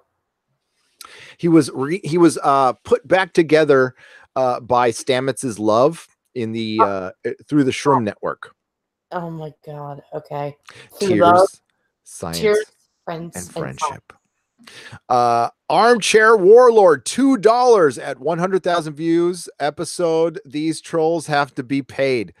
I guess. Tell you what, I'll match what they're paying you and double it. I'll give you $5.50, and you can start trolling them back. What do you say, guys? They have to be. I mean, this is like somebody. Honestly, I hate to give shit to my show, but this is like somebody like trolling me for Counterpart. You know, it's like nobody's watching the show. It's funny. It's like Winona Earp, which nobody watches, gets more viewers than freaking Star Trek Discovery. Swamp People on History Channel probably gets more viewers than Star Trek Discovery. Oh, people love Swamp People. I think it's great. C-SPAN gets more people watching than Star Trek Discovery. Yeah. Wow. C-SPAN. Haven't thought of that in a while. Honestly, like the Picard series, when the Picard series comes out, if it comes out, and they see the ratings to the Picard series compared to Star Trek Discovery, even in the beginning, before people find out if it's good or bad, when it comes out, it is going to do gangbusters. It is going to absolutely do gangbusters.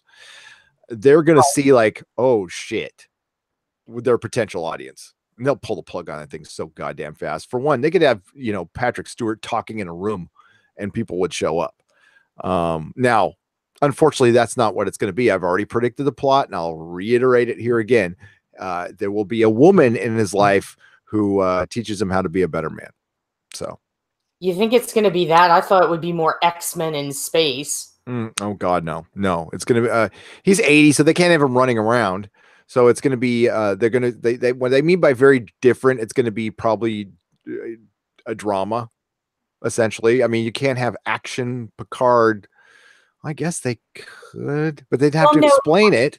I was thinking him as a mentor, though, to young people. So he shows up in the beginning and the end of every episode, and but I think there will be a female co-lead or a female lead, and she will basically be the star. This will be interesting. Yeah. Like you said, if it comes out, it will go gangbusters because everybody will want to see Picard back. But then we'll see the inevitable. It'll start, tapering off. Here's what happens after the first 3 or 4 episodes. When is Riker coming back? When is Geordi coming back? When is Troy coming back? When is Worf coming back? People will start wanting because it's not.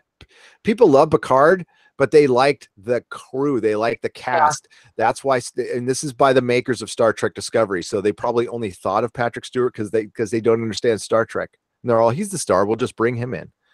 It's like the old music agents who tried to rip Freddie Mercury away from Queen, and didn't understand, and was successful with a lot of people. But yeah.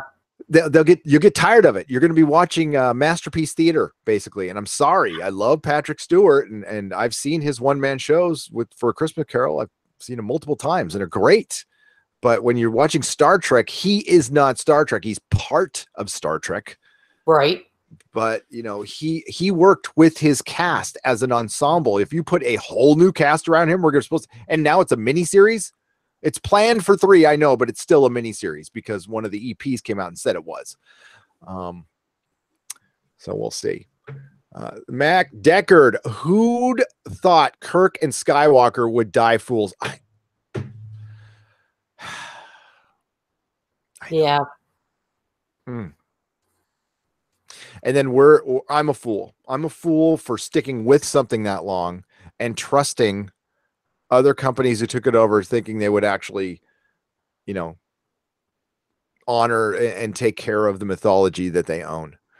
Honestly, I'd rather not see any more than see it come to this, because it tarnishes what comes before.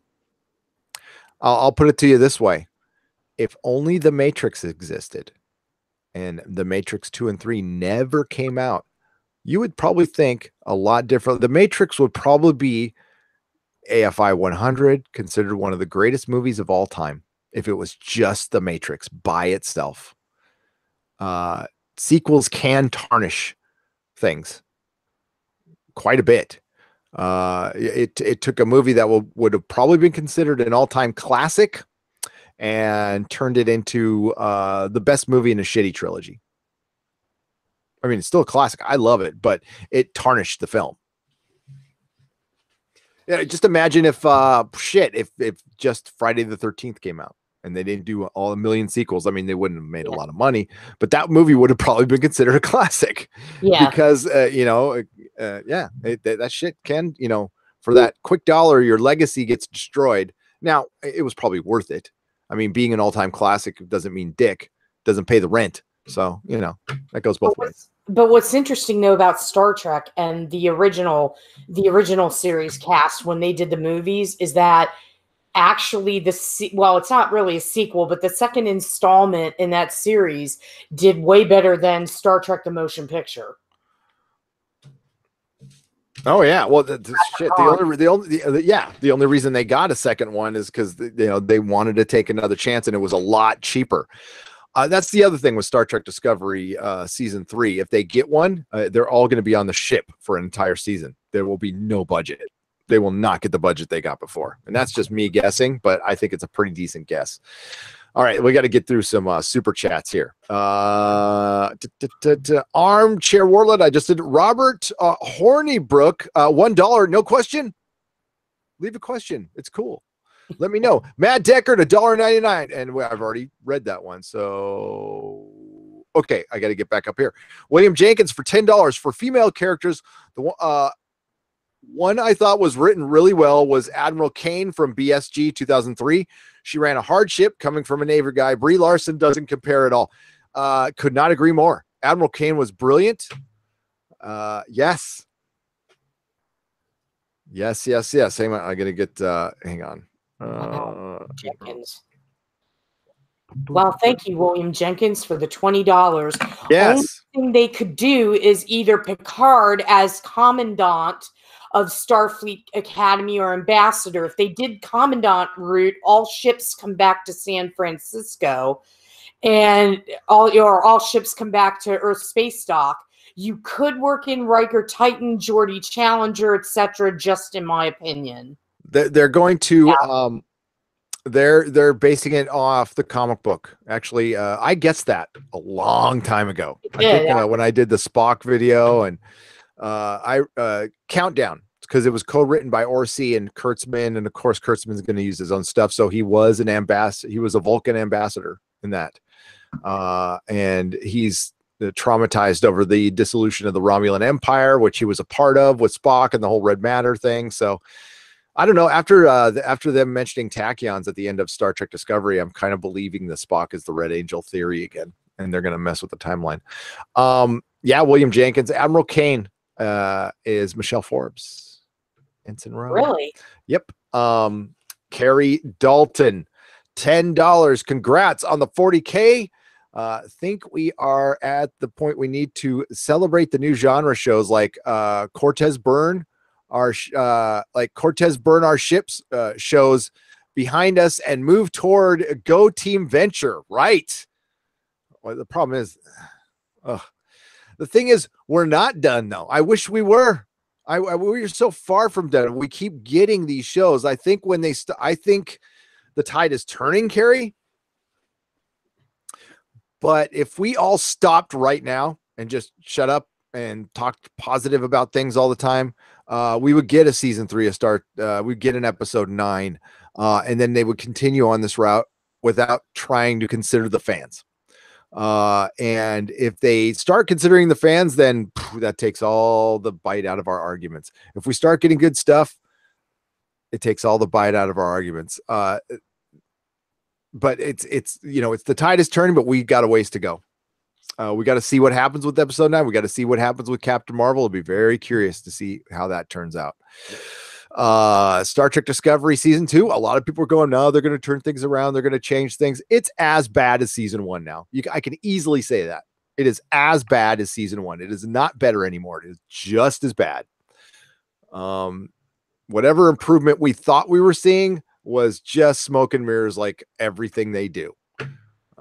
So thank you, Carrie. Joel Tomburo, $5. Have you watched Space 1999 or Space? Have you read this one or you have? I've watched Space 1999. I have definitely watched it. I have heard of. I think I've watched a UFO and Space Precinct. I have not. Yeah. William Jenkins for $20 again. Only thing they could do is either Picard as you read this as commands. Yes, okay, yeah. Joel Tomburo, $5 for well-written, strong female characters. I give you Captain Catherine Janeway, strong but feminine, and every inch a captain. Yep, Joel, and she because it was presented as. When Janeway would talk to any of her crew, it was just two people talking. It wasn't, oh, stop your manliness, or get the Janeway voice going. Stop your manlier than now. It's a terrible Janeway voice, but you know what I mean. Janeway she never did that. She didn't have to. No, she did it because she had authority. She didn't have to fake any or bring anyone down. It was there. KZ Bay, what's up? Ever watch Space Command or Arc 2 from Filmation? Maybe, KZ Bay? Maybe. That doesn't sound familiar. Crom the Warrior says, the very well thought out argument, your channel sucks. Really? Whoa. How's your channel, Crom? Is it pretty good? Since you're such an expert on channels, tell me what I can do better, Crom. Yeah. Your channel sucks. Yeah, thanks. William Jenkins, $5. Hey, Crom, your mom loves my channel, so just saying. Nerdrotic, did you hear anything about LeVar Burton in the new show called Weird City? I've seen Weird City pop up, Joseph, everywhere on my feed for YouTube, but I have not watched it. Oh, it's funny. I mean, it's going to be like, I saw the trailer and I actually reviewed it and talked about it. It's from YouTube, though? Yeah, it's on YouTube. It's a Jordan Peele thing. Hail the Exozone, says Matt Guy. Oh, yes. Well, I had to turn down the Exozone this Sunday for the Expansiganza, but we're going to be back in 2 weeks. William Jenkins gave us $5. FYI is a cool thing. The gal that played Admiral Kane played Ensign Rowe from TNG, and Tuvok was the guy from Spaceballs that said, "We ain't found shit." Now, I didn't know. I knew, Michelle Forbes, who was also in the great movie Swimming with Sharks. Oh, yeah. The auto repair on STD is good at the end of episode 5. The ship was as good as new. I know. Darking 1957. They put the Enterprise in effing space dock, but as Anti-Trekker put it so astutely, the effing Discovery sank in space last night, got halfway eaten, and it's fine. It's fine because of tears, science, and friendship. Oh no, that's a T-shirt. Yeah, definitely. Yeah, I think it kind of is. We should put it on the back of a T-shirt that we're going to sell. I think that would be great. Oh, can I show? Hey, since all the Dreckies are here, let me show you one of the shirts I'm going to sell. Hang on just a second. Stay tuned, Dreckies. Mr. Twisted, $10. The wrenches deserve a raise after this stream at Nerdrotic. They're playing whack-a-mole. Thank you at Mary Ashmead at GOD. Keep up the awesome work. you know, it's funny. While they're here, I don't give a. You notice, I have discussed with other YouTubers. Not that we talk a bunch about this, but we notice they come in waves. So like, I dropped my oopsie video and didn't hear a thing, nothing. Zero. And but after a review, all of a sudden they pop out. And like, I don't see much of this stuff. You guys are really wasting your time. I am a husband and a father. I can ghost with the best of them. Here is a shirt. This is just for you guys, made with so much love. Boom, boom, boom. I'm going to make this for sale now. Death Before Disco. How long before that'll get taken off the website again? Oh, if I sell it on my own, it can't get taken off. That's true. I also have a Disco Sucks. And the one I sell on my website, I might even put a version of the Star Trek Delta. But it won't exactly be it. It'll be something. No, it can't be. Kind of offensive, but that show's offensive. So I love these t-shirts. They're great. Yeah. For Dreckies, for Dreckies, they're $24.99. Everybody else, they're going to be like $19.99, I think. Wow. Marketing. By the time I get it ready, though, the show will be canceled. So I don't know. Then we can just say we did it or some shit like that. I don't know. We could just sing Disco Inferno. And yeah, you know, it almost makes me want to show. Do I still have that video, Susan? I wonder. Which one? The one of me burning the Star Trek Discovery disc, the Blu-ray. Wasn't there an issue with that? Like, didn't somebody cried about it? Yeah. Man, do I have that somewhere? Aaron Beal, thanks for the $10. You should watch Space Above and Beyond, which was a good sci-fi series from the 90s. I vaguely remember that. Mike Brown. Space Above and Beyond was great. Yeah, I don't know why I don't remember that. Because we're getting at an age to where, I mean, like, people will ask if we saw stuff. It's like, yeah, but I saw it in like 87. So like, exactly. I was on a lot of hallucinogenics back in the 80s. Oh, there it is. Again, if you guys want to hang out, that's cool. Here we go. I got something just for you. I also have music on this, but you're not going to hear it, unfortunately. Oh, you're going to show the burning video? Oh, yeah, of course. This is for you with love. Let's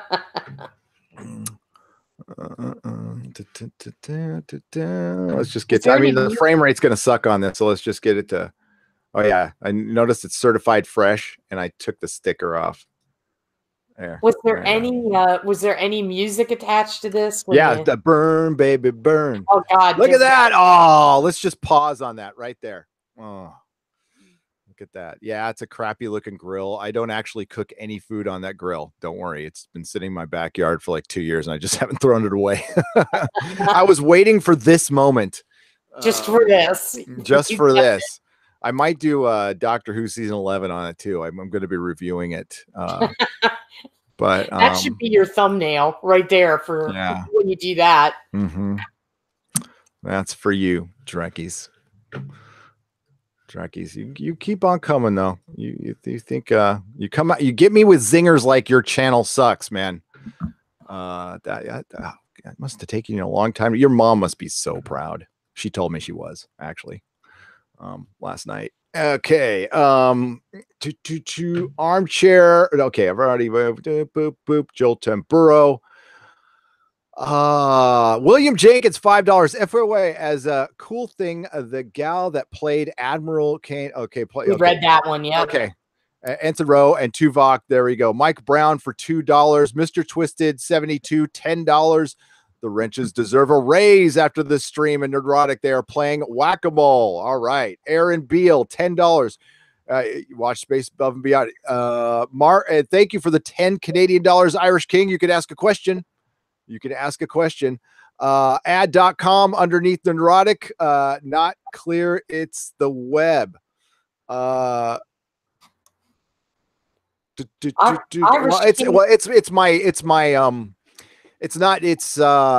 my trademark. It's my brand. It's not just .com. It's a lot of things. But if you put .com, it looks like an ad. That's I thought about that, but nah. It's like putting a phone number on the back. It just it requires people to ask. Actually, it's more of a wearing with pride thing. It's not supposed to be kind of an advertisement. But I got you, Mark. Thanks for the $2. Irish King, 10 Canadian dollars to our wonderful and busy wrenches for beers after the stream. How many wrenches do we have here tonight, by the way? Well, we have God, we've got Mary Ashmead. So those guys have been working overtime. We only got 2. I've got like 8 wrenches, and we only got 2 here. Okay. Yeah, and they've been busy. Let me wrench. I'm gonna have to wrench a couple people. Hang on. Give me a second. That sounds kind of suspect. You're going to have to wrench a couple people. Yeah, baby. Okay. Thank you, Mark Tuttle, for the $2 and Irish King. Thank you for the Canadian $10 twice. Especially, the wrenches are brilliant tonight. Adam Wolford for $2. Hey, Space Above and Beyond is on YouTube. Is it? Oh, that's cool. That's good to know. You can find Farscape on Daily Motion. I know that, but that's cool. I'll check that out. All Out of Bubblegum, $5. I love everyone here on the chat tonight, except the trolls. All the trolls need to go back under the bridge and go play with their goats. You know what? They're earning their money tonight, so let them try. Dalek 2150. Thank you, All Out of Bubblegum. Dalek 2150. Donate because you burned STD now germ free. It is. I'm just gonna keep that up. You love that now. I do. I really do. I'm just gonna keep it up. Nobody needs to see me. I could just see that right now. Have you seen William Jenkins asked if we've seen the Lost in Space remake? Unfortunately, I have. He said don't because it sucks.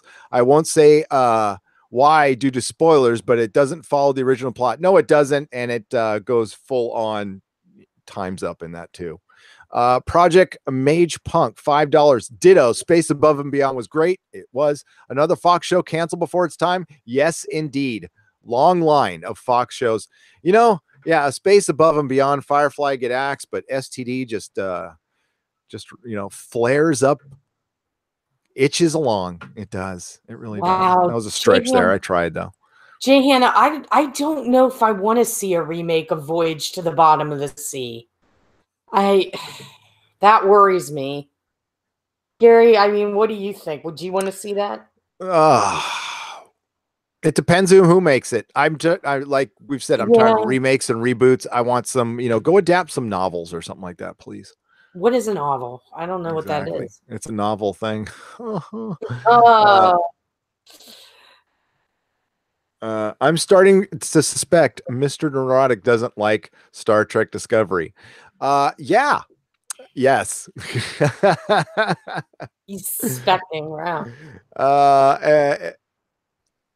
Is there any way to perma-ban trolls? I don't like really banning people. I mean, like, are they really causing trouble here? I can perma-ban them. I have the power. I got to see them though. I'm not really seeing them. I certainly don't want to do it to somebody I don't want to do it to. DM me, Jody. Destiny Captain, why did you retract your message? I want to hear from you. Hail Gary North, what's up? Donnie Pearson, I am not a troll. Both shows are among my favorite TV shows. Someone please back me up. Donnie Pearson, both shows. What both shows? I guess he means Star Trek Discovery and Doctor Who. Okay. Somebody please back me up. Then why are you here? I mean, that's fine that they're your favorite shows. That's cool. I mean, Doctor Who's one of my favorite all-time shows, and so is Star Trek. The latest seasons suck donkey balls, but I still love the shows. Yeah, totally. Thought Netflix Lost Its Place was acceptable, says KZ Bay. And that's cool. The effects were really good, and it had a decent cast. And I kind of like the robot, but everything else, I don't know, it just went weird. Hopefully this season 2 gets better. like I said, I'm not a fundamentalist when it comes to canon. And if you change something, like hey, I irked out like everybody else did for Battlestar Galactica, but I ended up goddamn loving it. And yes, they had a female Starbuck, and I ended up liking. You can like both, but they like both existed in different worlds. That made a huge difference. They didn't try to replace one character within that universe. They created a whole different thing to where you could actually go back and continue the original Galactica, and those two things could still exist independently. J.J. Abrams had a chance to do that with Star Trek. Looked like it was a decent start, and then he shit the bed. And it's because that's what he does. He shits the bed. A bad finale can really ruin a whole TV show. Says Nerd Girl. Quantum Leap's finale ruined it for me. It sucks. Some people did not like the BSG finale. I did. I kind of saw it coming. Yeah, but some people didn't. And that's cool. I know Dexter was a show that people really hated that finale.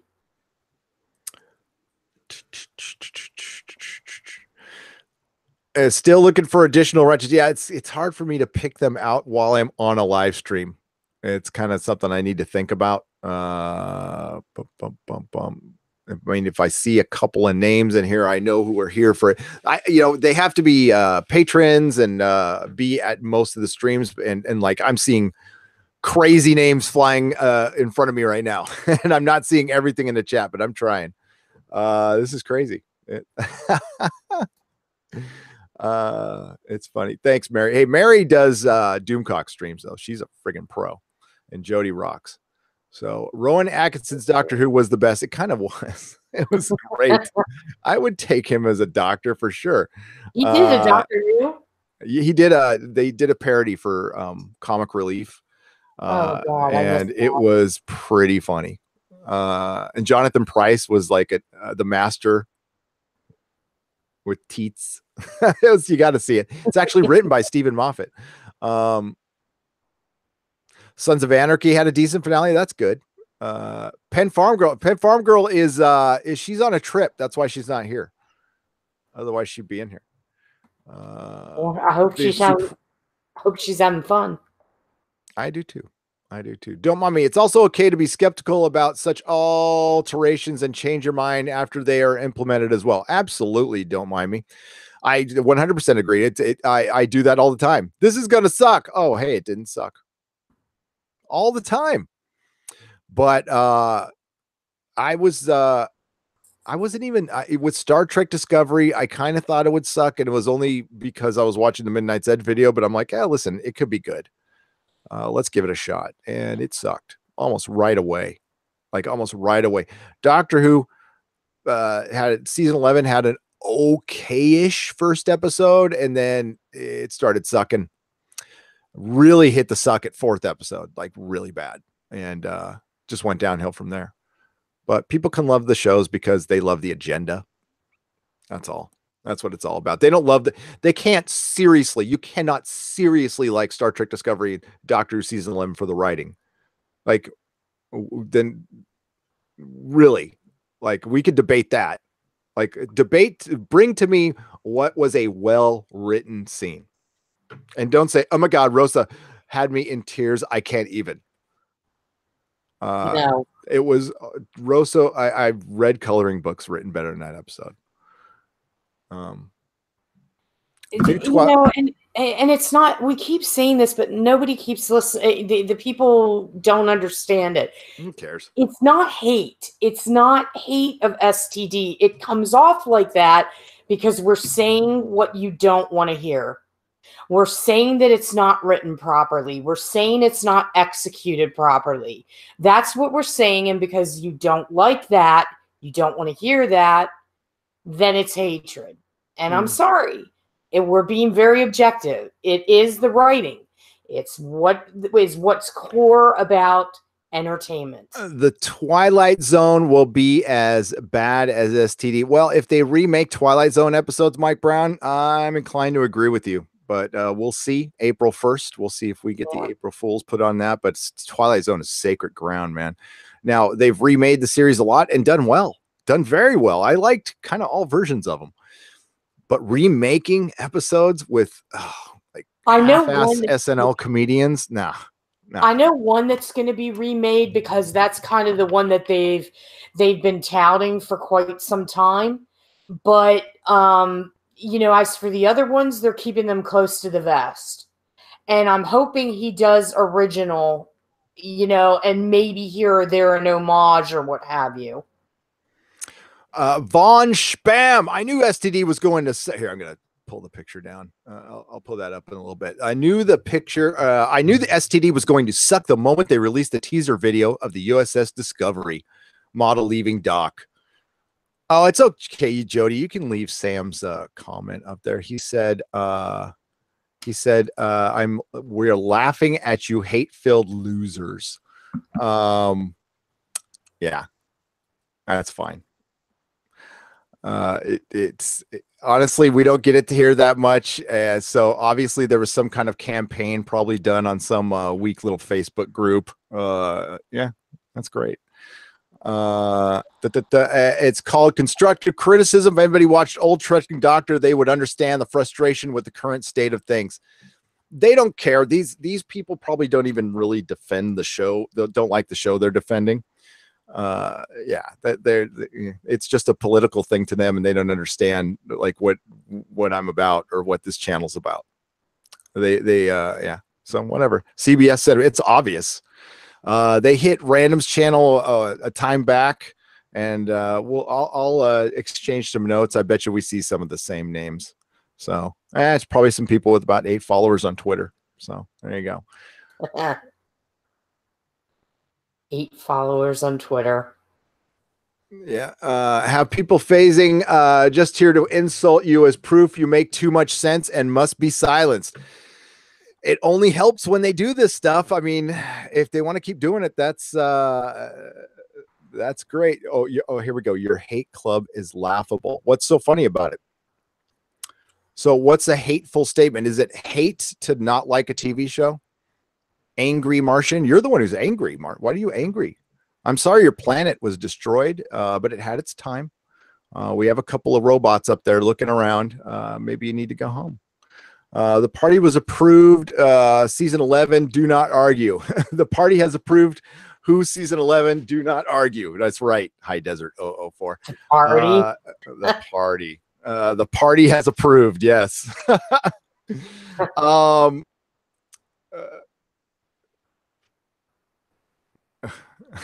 Jay Hannah says, I'm just curious. Jay Hannah says, why don't the STD fans explain why they like Discovery? Yeah, I'm waiting to hear that. I haven't heard. I went off your live stream to watch the crossover stream with you, Mecca, G&G, EVS. So here's £5 for missing most of this stream. I'm sorry. It's okay, Aiden. It's okay, Aiden. You do not have to apologize. That was a fun stream. I now that I have the link, Jeremy was kind enough to share the link earlier. I'll put it on my website. Yeah, it was great. It was good times. There's no arguments, just name calling. Yeah, whatever. I only have 7 followers and they wonder why. Maybe they're hoping they can, kind of like when other YouTubers make videos about me and stuff, that what they're trying to do is through their own means, try to get on the train. And they can easily get on the train. Just start, finding your voice and speaking the truth and not, blindly loving a brand because it agrees with your agenda. Or listen, most of these people coming here probably don't know shit about shit. Been a nerd a long time. Most of you guys have been a long time. So yeah, throw some knowledge at me. They'll probably Google it, but come on, let's go. The stream was great the other night with everyone. It was Gary North. It was brilliant. What is the Matrix? Because reasons. Oh, fuck. Muggles Cake Sniffer. I don't want people to watch my YouTube. It is boring and bad. Wow. Wow. Well, I mean, honesty is good. Yeah. Rianne the Globler. Is this where I find the man babies? Yes, we're full of man babies here. Basement dwellers. I'll have you know, I own my basement. Okay. Mother just lives there temporarily. No, just kidding. In the basement, in the cellar. No, mother lives in Mormon. her own house. What was the stream on G&G? I can't see it on the channel. Yeah, he takes his streams down. I'll link it at the it'll be linked in the description when this turns into a video. Mike Brown, keep politics out of my sci-fi. And there's a difference. People go, sci-fi is always political. Well, yeah, there's a difference when you have topical, of the day politics and you have agenda, and then there's, political allegory, or you're telling, like the story done in the Orville last night. It would have been very poignant if it came out in the 70s and 80s, but it still made sense in relation to, it was a parody of a Star Trek episode, and it was really well done. And it's still, a message that, again, it would have been more controversial 20 years ago than it was now, but it was still a good message, Definitely. Commodore 64. And that's what I liked so much about the Orville last night. Yeah, we had a message. It was definitely there, but it was part of the story. It was organic. It was part of the story. It was it wasn't just a story crafted around the message. Yep. John Carter of Mars was great. I like John Carter of Mars. I love that movie to death. I know people don't like it, but I loved it. It was sad when it flopped. They didn't make another, so I brought the books and read them for myself. Yeah, Nihilist Shadow. I dug John Carter. I know a lot of people didn't, but I thought it was cool. So that Mrs. Neurotic like that one too. John Carter. Campia pinned a comment saying that Rianne got a death threat to generalize the fans as toxic. Jedi Knight and friend to Captain Solo. Yes, I'm sure he did. And again, it's probably from a guy on Twitter with 8 followers who's 15 years old. Yeah, whatever. I mean, I get stuff every day. I get stuff worse than what a couple people here are doing every single day. Most, and how it stops. I give it no attention, 0. Watching these trolls is fascinating. They're trying to justify their existence. They're trying to derail the chat. That's the only thing they're trying to do. John Carter was amazing, but they don't understand. Like, I could talk forever. Like, good luck. I haven't even hit my coffee yet. I could go for 5 hours tonight. I could say I could talk about Star Trek Discovery sucking for 4 more hours without a problem. Wouldn't even have to go pee. John Carter was amazing, but it came to market too late. Yeah, the timing was bad. And also John Carter. Just look back to the history of Hollywood. Movie titles that are names generally don't do well. It doesn't resonate. It's not very good. They should have. I mean, I know it works they should have called it John Carter of Mars. They made a huge mistake of dropping the of Mars. Huge. At a different time, though, like I'm thinking in the 60s, films that had names like Tom Jones, Dr. Zhivago, those type of things did well. But it was a different time, different era. Yes, indeed. Hey, by the way, just to re-update you guys from my insider, I'm going to read it again. Here, I'll put up a picture associating it as well.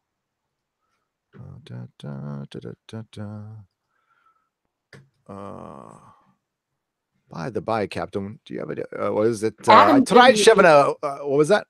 I was just going to say, Adam W., thank you for the $5. Just to bring up an often forgotten point, good writers in entertainment are supposed to ask the important questions, not answer them. Mm-hmm. So true. Thank you for that. Thank you for the $5. Where is from the inside? Oh, wait, I got to get back over to my Facebook. I do have one. It takes forever. Counterpart got here. I want to read that because I think I agree with that statement. Counterpart got all Mary. It did. It got the bad guy was turned into what's you're a writer. Do they have a Mary Sue bad guy? Like a bad guy that gets away with everything. That's kind of the Mary Sue version of the villain, basically, of your protagonist. Because have they ever termed that before? Because I think that you could make one up for Counterpart season 2. That's really the biggest problem I have. Mira, yeah, she just magically gets away with everything for bad guy reasons, and it's very, very times up. Very Bechdel test. It didn't take over the show. For the most part, the show's been pretty damn good. But the second to last episode, there's just like it all of a sudden, like the show got not Star Trek Discovery bad, but it got bad. And hopefully it's like they're just setting us up for something smart. So that's why I kind of really didn't want to pass judgment on it until we saw the last episode. But Villain Sue. I like that. The Villain Sue. Villain Sue. Okay, so while we have the visual aid for our friends, and there I'm gonna bring up the Facebook again. Okay, so my insider has been telling me stuff all week, basically. So here, let's just remind the Drekkies that their show gets 100,000 views, according to our insider. 100,000 views. Again, I have five videos that get more than that. I gotta get through here. Okay, so they're I can't read that one. There's only two there's 2.55 million subscribers today for CBS. That's after the Super Bowl, after the AFC Championship, after Star Trek Discovery season 2. When Hulu was at 8 million, they still were barely hanging on. 2.5 million subscribers. If that is indeed true, this network's going to crash and burn unless somebody like Netflix props them up. And that's how it could survive. I mean, it's still a network, for Christ's sake. But the problem is the networks are going to fail at streaming because they're going to make network shows behind a paywall. And as great as The Good Fight is and all that stuff, nobody's going to pay for just that. No. Now, the Big Brother people will pay for that stuff. And I actually have a lot more respect for them than Drekkies. But yeah, that's a built-in audience, but it's still not big enough. I mean, it's decent. There's whole podcasts surrounded by that.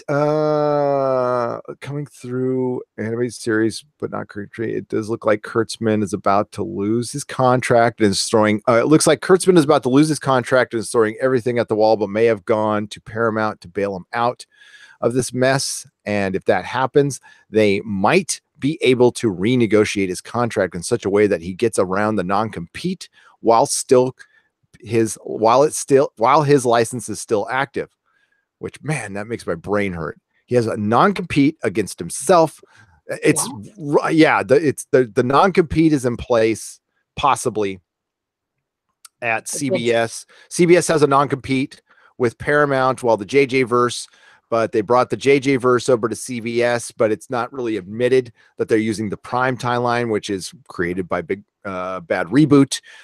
So therefore, everything. The reason they're keeping this secret, and they shouldn't at this point, it's just dumb. What they're trying to do is dumb. I mean, and again, there's I don't even know if these people are fans of the show. Maybe they're just trolls. And again, I don't know why you would even defend this. Like, I could see you like defending if I'm like attacking, Walking Dead or Game of Thrones or something that was good at least at one time. Yeah.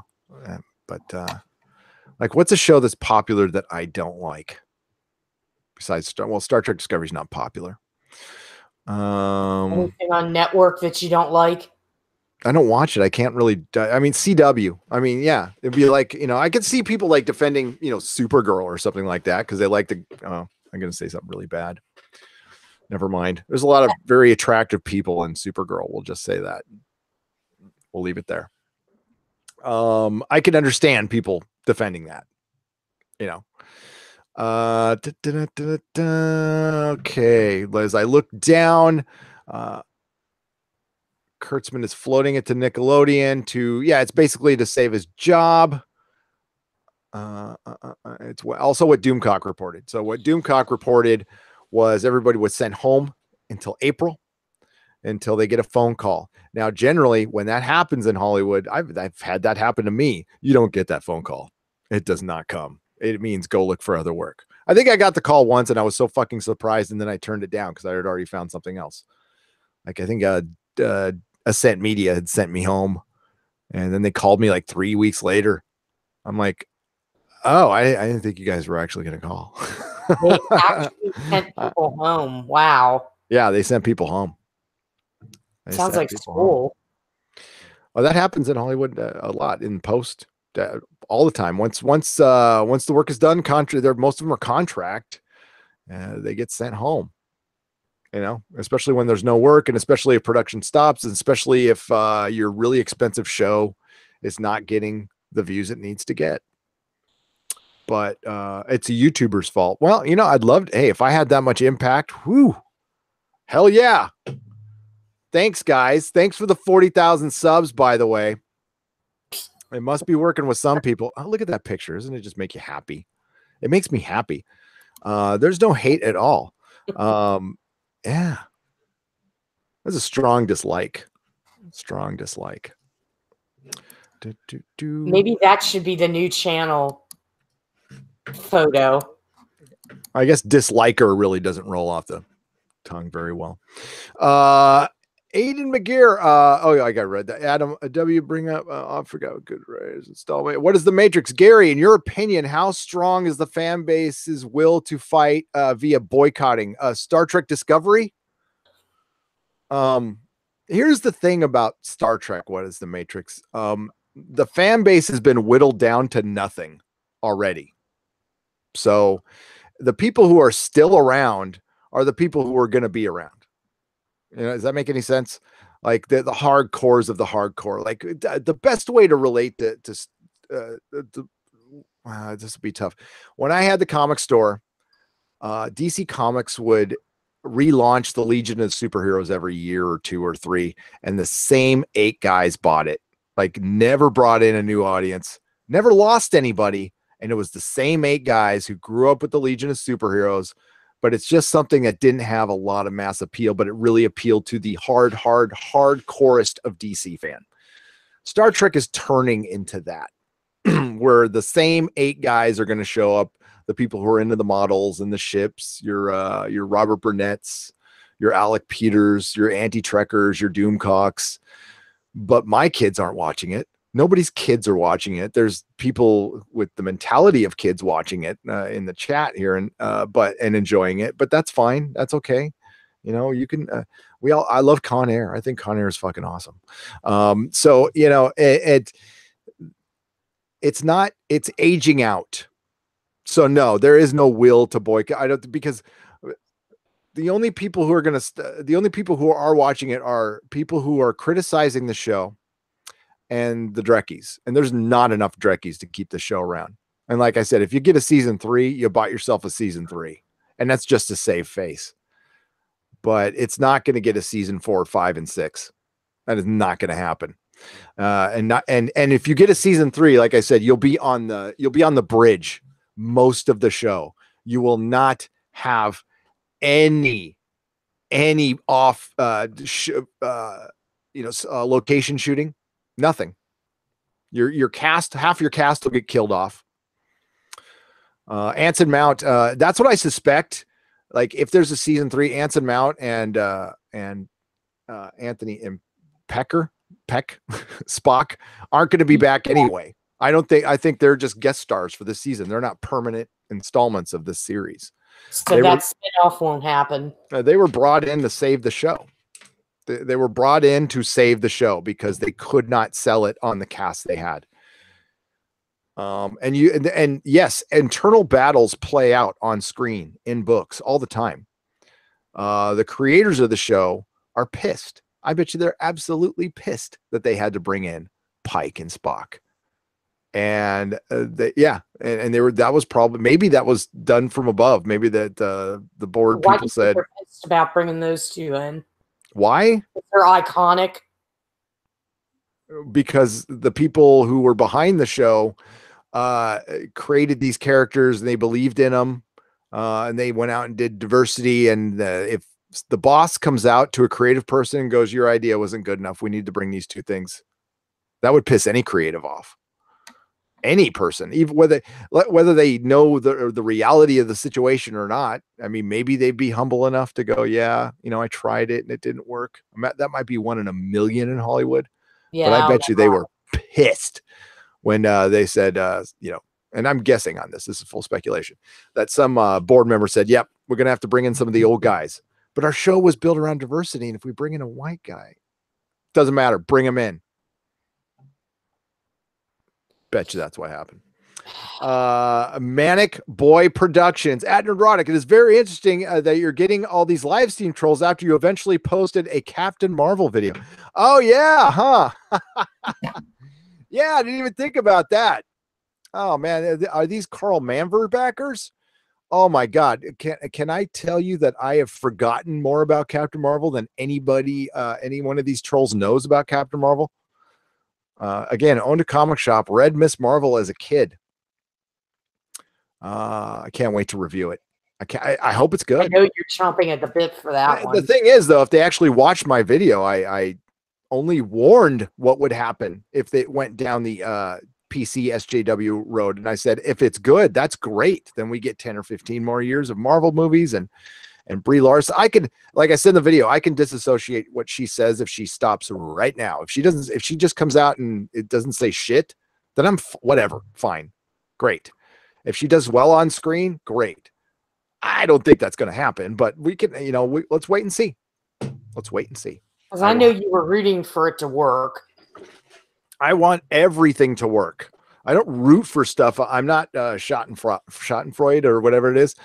But when stuff's clearly not working, I'm going to say it, you know. That's a very good point, Manic Boy Productions. Thank you for the Canadian $5. The Dr. 14 Blu-ray reviews, £5. Worst episode of Next Generation is Symbiosis. It was lecturing me about anti-drugs, not that I want it in Star Trek. Old Star Trek. Yeah. I can't quite remember that one. Yeah. I was probably on drugs. I go, what's he talking about? Drugs, man. Wow. Yeah. So I don't necessarily, but well, it was what was the year on? That was the Say No to Drugs era, late 80s, early 90s. Yeah. This is your brain. This is your brain on drugs. My brain's not a fucking egg. I could do the Bill Hicks routine. I've seen a UFO come down, take me up to the stars, show me the meaning of life, and bring me back down. But that is definitely an egg. That is not my brain. Yeah, Bill Hicks. Late great. Yep. I've seen Origin, the YouTube show, right, Mark? Salmon Fink. Origin was the one with Draco Malfoy in it, right? And Tonks. Yeah, I liked it. I thought it was good. John Smith, thank you for the $2. John Smith, $5 for the wrenches. Who, goddamn, yeah, John Smith. I got to give the wrenches some scratch, man. Yeah. Thanks, Mary Ashmead and Jody. Kuda is to 40K, and my basement is really nice, and my cousin is hot. Oh wow. Yes.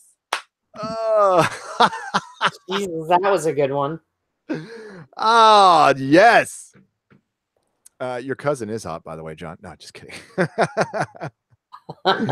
Oh man. Brie Larson was a good bitch in Scott Pilgrim versus the World.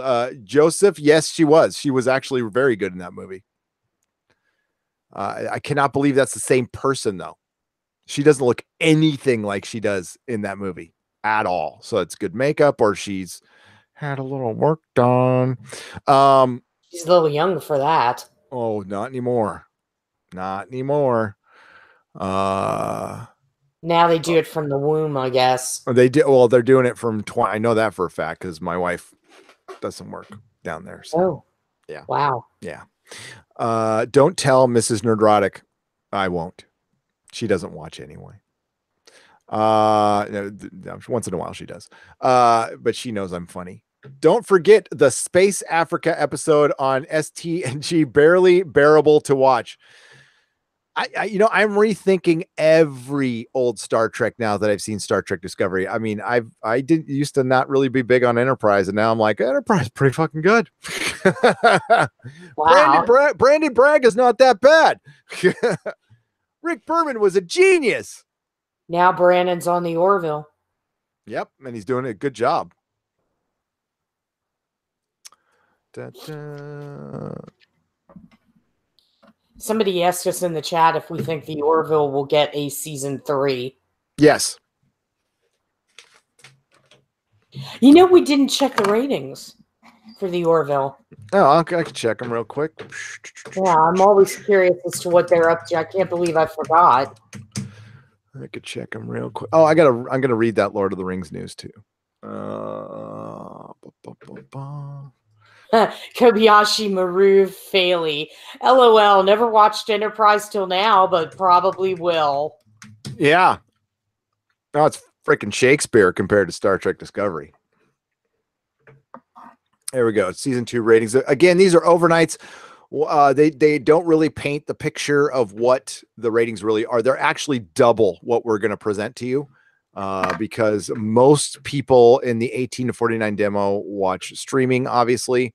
And the deal is the old folks at the Nielsen and the people who run these networks that are going to die because they haven't updated the system. And honestly, the reason they're not updating the system and putting money into it because they're not going to need it much longer, to be honest with you. But it still matters. That's the crazy thing. But they're not going to need this much longer. Because they have all the internal data.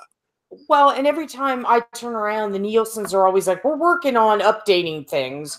We're working on getting, more recent tallies. And that was like two years ago. What happened? I just had the Orville up. Sometimes TV series finale isn't, user friendly. There is no really good place to get the UK is so much better at this than we are. Oh, with getting ratings. Yeah, I mean they're very accessible, and you can get the consolidated ratings. It's a big freaking mystery here. Yeah, so that is points. It's very consistent. It's very, and you know what? After being on a break for a week, that's not bad. Usually there's a huge deal. So that's 3 million people watched overnight. So that means 6 to 7 million people watched and will have watched in total. That is phenomenal numbers. So but you see that 18 to 49 key demo is really down. So and that's because they're not watching the damn thing live. So plus they'll factor in the streaming and all that stuff. And unfortunately, we can't seem to get access to that over here. Yep. It's like a big mystery. It's on Wikipedia and it's on Variety, but it's 2 weeks out. It takes that long. And you have to do a little math when you do it because they just give you a percentage. So you have to figure out the percentage from the total viewers, and it gets to be too much work. It's just tell me how many people watch. I don't know why it's so esoteric. I don't understand. Because there's probably some money involved. I mean, there is definitely some money involved. There's not probably at all. Well, those like you said, those ratings are decent for having a 1 week hiatus. I am hoping that they come out with a season 3 renewal. I'm surprised we haven't heard it yet. We heard it about week 7th episode, and we're just at the 7th episode, so we'll find out. Plus, there was a merger, so I don't think we're going to hear anything right away. Harp the Radical Moderate. At Nerdrotic, British ratings may be easier to get, but they are suspicious. They are owned by the BBC. I was looking into that, and you are correct. You got to dig awfully deep to find out who collates the ratings. And there's like 2 or 3 companies, and all 3 of them, the BBC has their fingers in. So yes, all ratings are suspect. And I'll point it out to you that Chris Eccleston's first Doctor Who had 10.81 million viewers overnight. Jodie reportedly had 8.2. It consolidated out to 10.54. And then about 2 or 3 weeks later, they found 400,000 people somewhere. I think it was under the Queen's couch. And she had broken Eccleston's record. And I'm sure it had nothing to do with marketing at all. I'm sure it was just a genuine, honest. It's not. None of this shit is. None of this shit ever is. That's why I can, we talk about people being paid to come into to troll, and chances are they aren't. But my mind is definitely open to the possibility of that actually happening, because why wouldn't you? If you could.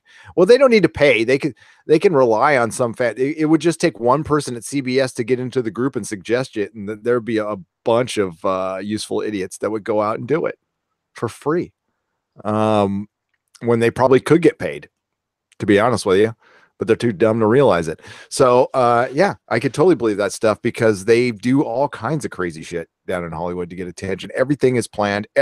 Absolutely everything is planned. The more authentic something looks, the more planned it is.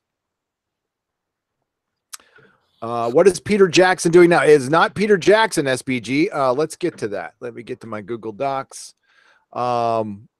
Peter Jackson is actually, what Peter Jackson just did was amazing with the World War I thing. Yeah, that was tremendous. Fuck, that was amazing. Yeah, so he's looking to do that with his older horror movies. Well, that's also that, believe me, that's a test.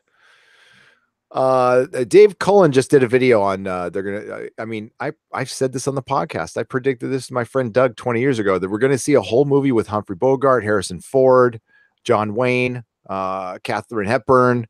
It's just a matter of the family selling off these likenesses. And wonder what that film would be like, though. Well, you got to think about that, because like your likeness could end up in a shitty movie or a porn or something like that. It's like, as an actor, you would take care of that right away. Make that decision. Make sure you get paid a lot of money for it. All right. So I'm a huge Lord of the Rings fan. This hater. By the way, most of the TV shows I cover are good, and we like them. But I honestly don't care what they say. I wisely started with a map, said Lord of the Rings author George J.R.R. Tolkien, who created his epic world, and now Amazon has done the same thing to hype us for their upcoming series. Deadline reports that while Amazon executives said that there's no timetable, there is actually. I'll tell you what it is. And when audience may see their insanely expensive show based on the iconic franchise, the company has launched the show's social media to start promoting it. LOTR and Prime now has a Facebook, a Twitter, and an Instagram, but so far the only thing there is the aforementioned Tolkien quote and this map marking the start of the adventure. There's a map of Middle Earth, obviously, but without most of the names and such. We're used to seeing. So I'm going to say what everybody's thinking. We're going to get a diverse Lord of the Rings. We're going to get a diverse Lord of the Rings, and like on the surface, don't really care that much. I mean, listen, when you force diversity on something, it generally sucks. Let's just face it. What I don't want to see is the sexualization of Lord of the Rings. Why would they even do that? I mean, Susan, you've seen what's been going on, right? Yeah. They're gonna fucking do it. Oh. I haven't heard anything, but they're gonna fucking do it. So and it's got nothing to do. I mean, they had the little romance with Aragorn that they had to put in, and like if they're gonna do a series, I don't think it's gonna be based on the Lord of the Rings. I think I've heard it's the Silmarillion, so they're gonna do before, after, middle, something like that, which I'm good with. I am totally fine with. diverse Lord of the Rings, fun, whatever. It depends on how they present it, to be honest with you. If it gets to dumb levels, but it's a fantasy, so you can change some things. That's fine, whatever.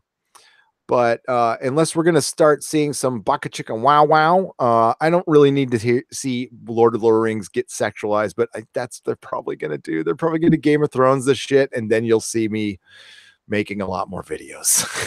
Oh, no. But I'm hoping for the best on this one. The two look similar, though Deadline reports that more questions than answers so far. But one sharp-eyed fan already noted that the map shows Middle Earth post-war of the Wraith and Balerians. It isn't on it, meaning the show takes place in the second of Third Age. Now, whether that's accurate or not, we can't say. All we know for sure is it will feature previously unexplored stories, but obviously Amazon put the online for fans to discuss and inspect. In fact, they have a huge interaction version online where you can download it, zoom in, scroll around, plenty of ways for Lord of the Rings fans to kill like 30 minutes, probably 2 or 3 years before we see the show. Well, it's got to be faster than that. As reported here on the Nerdrotic channel, they have a timetable to get this done. And if they don't get it done, all rights revert back to the Tolkien estate. The timetable I heard was it has to start production in 2 years. I think I read that too. Yep. If they don't start production in 2 years, they keep the $1 billion and Amazon loses the rights. Enough to be produce something for 2 years, it reverts back. So made tons of shows, and they haven't made a show like this. Thoughts? They cast it. Isn't Jason? Where is he finding all this time? I know isn't he Aquaman 2? And well, that wouldn't be doing anything right now, but he's pretty busy. Kind of believing that these writers and producers, they just commit to things without, thinking it through or looking at their schedules sometimes. Oh man, this Dune movie. Oh, it's getting bigger and bigger. I just read and the director, it's the director who did Blade Runner 2049, right? Yep, and he did Arrival too, Denis Villeneuve. Yeah. I want Dune fans to have a good movie. I really do. I really do. I did not like Blade Runner 2049. And I love Blade Runner. Blade Runner is like one of my all-time favorite movies, and I just thought it missed the mark, like by a mile. Patrick Stewart was the best Duncan, in my opinion. Was he Duncan? Was he Duncan in Dune? Maybe he was, yeah. I remember Sting. I remember Sting. And one of the Harkonnens. Yeah, dude, I haven't watched that movie all the way through, and I know. I hate to say it, but I actually enjoyed it. I kind of like it. Yeah, Rebecca Gold, I completely agree. 2049 was rubbish. I did not like it at all. I know a lot of people loved it, and I don't mean to offend, but me and Mrs. Neurotic, who loved Blade Runner and seen every one of Ridley Scott's versions, she walked out of there just bored, and she usually likes stuff like that. Yeah, so we were in agreement. Duncan Idaho was played by Richard Jordan in 1984's version. That's who played him. Yeah, I was gonna say I don't remember Patrick Stewart, but shit, like I said, last time I saw that movie was maybe in the 90s, early 90s, when I was working at the video store. It was probably on in the background. Sting was gimmick casting. He was, and it worked. Fayed Routha was him. Patrick Stewart was Gurney Halleck. There you go. The wrenches have done great tonight, Tarka. You are correct.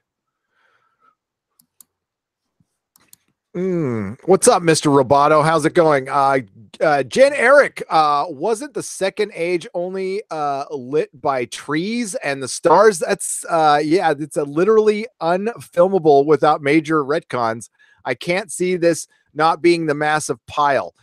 That's what I didn't really understand the reading of that. It said the second of the third age. I didn't know because the second age, the second here, I got to go back there now. But that was like what one guy pointed out based on something missing from the map. What I heard, it was I heard it was going to be like a prequel.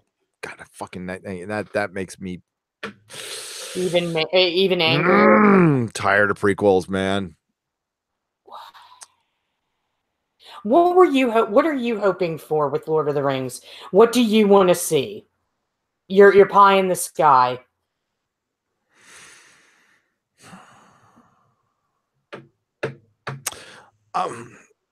Anything before The Hobbit, and you can go years and years and years and years before The Hobbit. But I want if you're going to go prequel, like way before. Tell just anything. I mean, you could pick anything. It doesn't really matter. You can do the first war for the ring in detail if you want. You know, I mean, we know what happens and everything. That's kind of the problem. There's a lot of other things you can go. If they want to get really weird, you can get in. I don't know. You can get into Sauron's origin a little bit.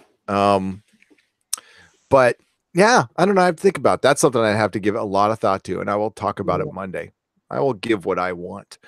I don't, I heard the series. I'm happy about it. I don't know if I really want it though.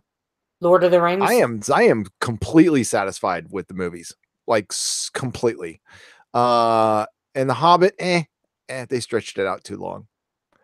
But I like The Hobbit as a story. I like it as a book. I don't really need to see it as a movie. Past the dragon. That's it. Right. Past Smaug. I really like the Hobbit animated one. That I love a lot. William Jenkins, $10. So, who thought Harrison Ford was a replicant from the first movie? I thought he was with the shining eyes from the first movie. Also, apparently Blade Runner and Alien are in the same universe. So I've heard Ridley Scott has changed his mind on that so many times. So the first time I've heard that Harrison Ford was the replicant was years after the movie came out. Right. I'm not saying that other people weren't saying it, but that was the first time I heard it. I saw it in the theaters when it came out, William. I was 12. I sat in an empty theater with my mom. It was rated R, and I heard Harrison Ford's narration, and I still prefer that version much more than the non-narrated version. Got to give it to the producers. They were right on that one. Joseph, I thank you for the $10. I appreciate it, Williams. And I could see them actually existing in the same universe. That would work for me. My biggest problem with Blade Runner 2049 is the side story was much more interesting. The replicant revolution that they just alluded to. And it's like we were at, it's like we were, there was a James Bond adventure going on, but we were following the janitor going to work. And he walked by James Bond, a couple times. That's what it felt like. I like that analogy. I rewatch Lord of the Rings movies almost every year or two. Joseph, I am rewatching them now. It got brought up on the live stream 2 nights ago, and I started watching, and I can't stop. There's some good I bet you there's some great fan edits of The Hobbit. I don't hate the Hobbit movies. I watch them. I do. I own them and I watch them. Tree or lamps in the second age. There's no sun. There's no sun. The light of Elendil or whatever. Yes. What wasn't one of the trees named Elendil? Or that was like, maybe it was something else. Yeah. So yeah, trees lit up the world. It's really weird. It sounds like it. Nimoy as Gandalf. Leonard, that's long gone.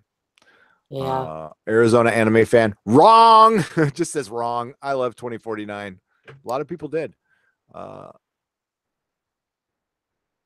the Hobbit cartoon is a classic. It is indeed a classic. Let's see. Soldier with Kurt Russell was also based in the Blade Runner universe.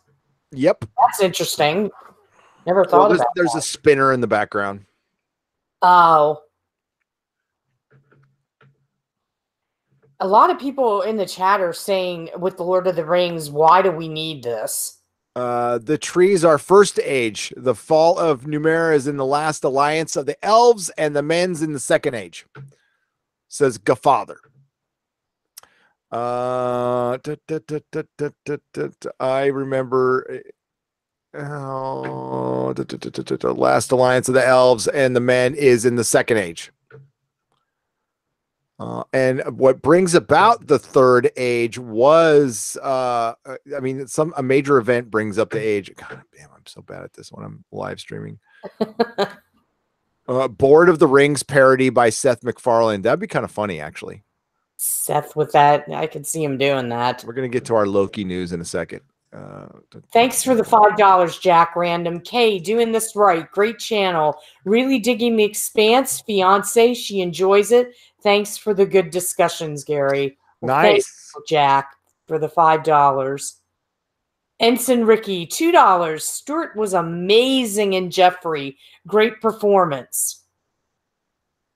Well, thank you for the $2, Ensign Ricky.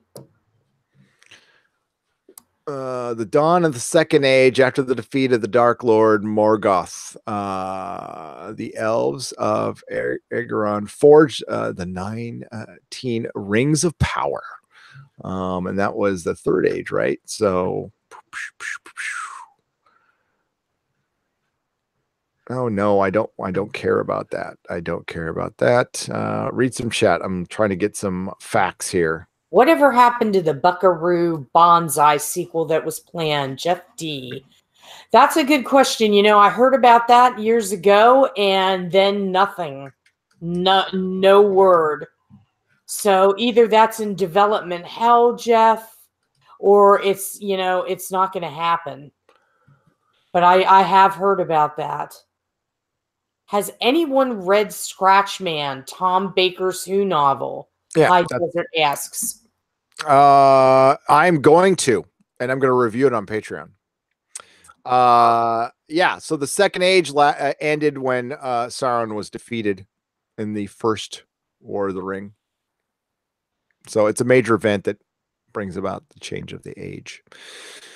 Second age lasted for 3,441 years. So they're probably going to tell the story of the first War of the Ring, which I guess it's an obvious one, but does, again, $1 billion, and we know what happens in the end. Unless they do that, it's not the story you think you know. Oh. Yeah, because, I mean, the one thing, you know, listen, Lord of the Rings, it got a renewal in life with the movies, but as far as the hippies who were in the books in the 60s and stuff, that shit's aging out. So they probably could pull something like this without having people come to their houses with pitchforks and torches, because that would happen if they had done this 20 or 30 years ago. You think this STD stuff was bad? If you tried to change the lore of Tolkien's Lord of the Rings, you would see hippies get violent. It'd be violent hippies. So yeah. But that's what they're going to do. Oh, you betcha.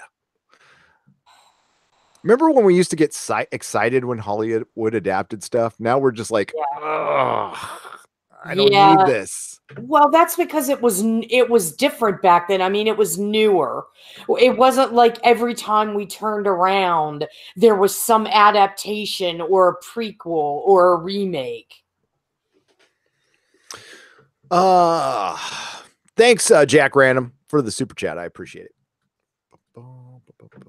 Okay, I'm just gonna get to this Loki story, but I gotta get rid of that picture first. Hi, what are your thoughts on Netflix's Witcher? Svar 7 Alpha, PLN $10. Everything go on, Susan. No, I was asking you, what do you think about it? I'd like to think positively about it, but the creative team behind it is being obnoxious on Twitter, like Marvel creatives and everybody else.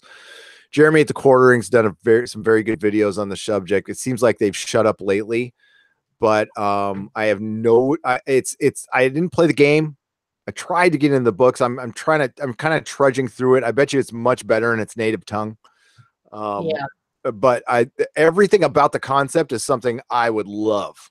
We'll see when the show comes out, but the creatives on this sound just really obnoxious, and it's making me not want to watch it at all.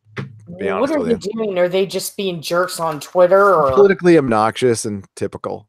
Just very basic, typical, same crap we're seeing here. You criticize a TV show, you're a hater because they were all brought up in daycare. Wow, the show hasn't even started yet, and already that crap. The beatniks were in the Tolkien first. I know Retrovide Zero, but the hippies are what made it popular. It was the 60s that really brought that out. And you know what? There's an argument to be made, Retrovide, that beatniks turned into hippies. They're just a branch off. They just branched off. They were just a dirtier beatnik. The beatniks were like, hey man. Black turtlenecks and berets and gas, man. Let's go. I think it did listen to some jazz. You dig that, cat? Mm-hmm. God, remember that era when all the people, all Hollywood got caught up in that trend, and they started you saw 70-year-old guys going, "Hey, what about that cat over there?" Oh yeah, when they were the mid 60s, and yeah, it was a great era though, man. The beatniks and the mods, and it was good stuff. It was good stuff. Good style, man. Good style. They like that heroin though. Those beatniks loved the Chiba. Wow. Anyone who thinks the canon wars are new, go read the 1-star reviews on the new Dune books. You'll see a lot of issues we're having now brought up then. This has been going on for a while now. Fucking Quail is back at $10. It's been going on for years. You're right, Fucking Quail. Well, then the sad puppy thing was 3-4 years ago, right? Gamergate's 4 years old now, right? God, Comicsgate is old now. But this stuff's been churning up. When I started my comic store, I started seeing it. It just wasn't that bad. But you could see what direction it was going. And nobody gets my analogy at all, what happened in comics. Because, well, you guys probably didn't go to the Alternative Press Expo. The Alternative Press Expo was a expo of alternative press here in San Francisco. It was small press, zines, small comics, independent comics, people from Portland, basically. And they now control the comic industry. These are people who, it was basically a comic show and web comics. It was comics for people who hated comics. It's comics for people who hated superheroes, basically. And there was a bunch of comics about like blankets. That comic. I know people love it, but it's like a bunch of cute comics of a guy meeting a girl who's really awkward, and it's two awkward people meeting awkwardly and doing awkwardly ironic things. And it's the art is it's more cartoonist than it is comic, and it's comic, but it's the PBS version of a comic, basically. Well, they have now completely taken over the comic industry, and that's why the art sucks. And there's a loathing of superheroes because they loathe superheroes. So they took over the that was your minor leagues, and while nobody was looking, they took over comics, and this is what you get. Hey, Thomas Potts, thanks for the $1.99. Doomcock versus Sauron. Doomcock versus Sauron. Yes. It's a tough fight. But honestly, Sauron, you just cut off his goddamn finger and you beat him. That's a pretty big weakness. I bet you they had that big old war and they went, all we had to do was cut off the motherfucker's finger. We could have cut off his hand and ended this war. Shit. So All we basic. could have had to do was jump on the Eagles and fly away. I know there's a lot of, hey, there's problems, but I still love the damn movie so much.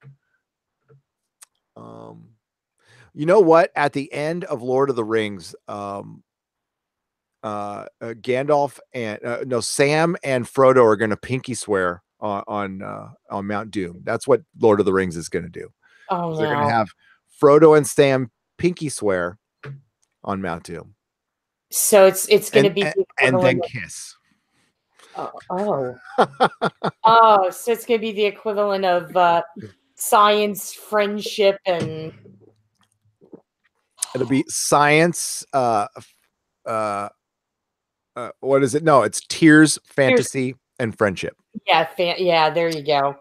But fantasy's got a whole new meaning on Amazon Prime. Oh. Wow, wow, Frodo and Sam. Oh.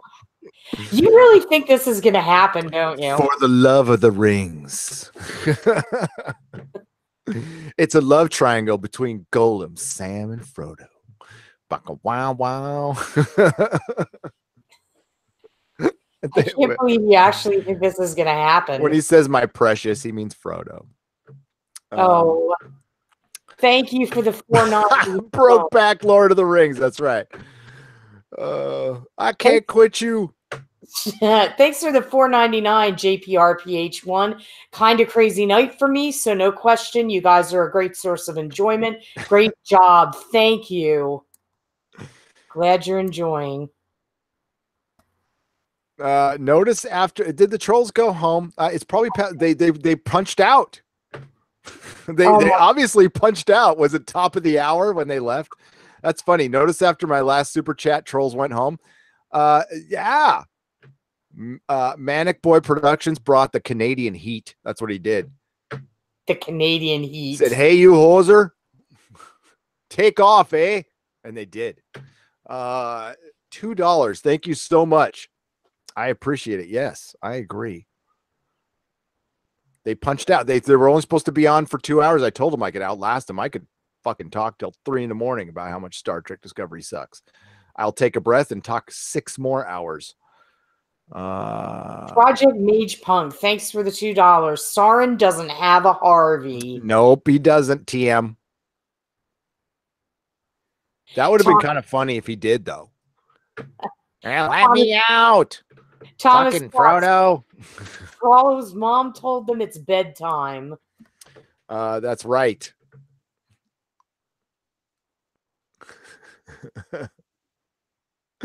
We have a few stragglers. What their moms told them it was bedtime. That's right. CBS told them it was bedtime. Their shift ended.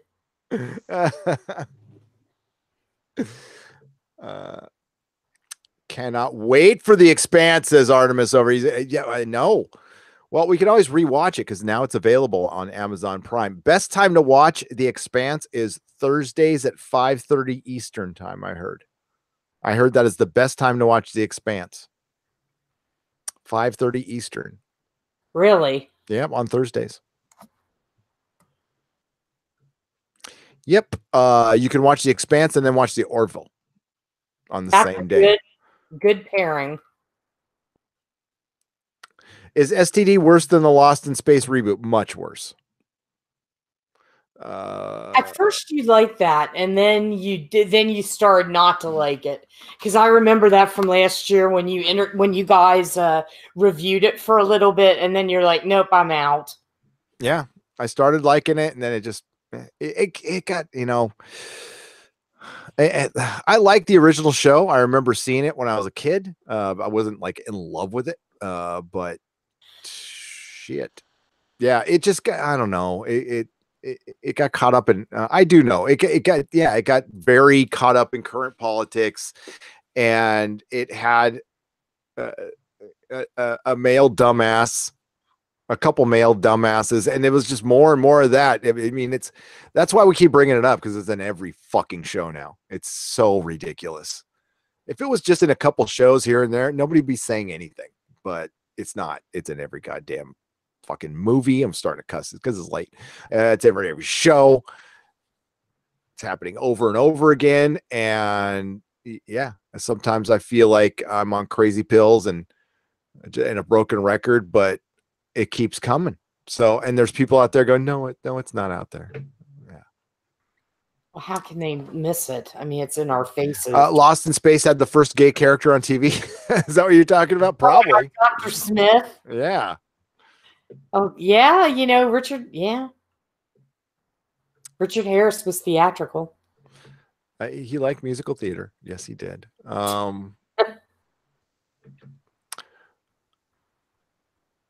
Lost in Space had the bad dad trope. Yep.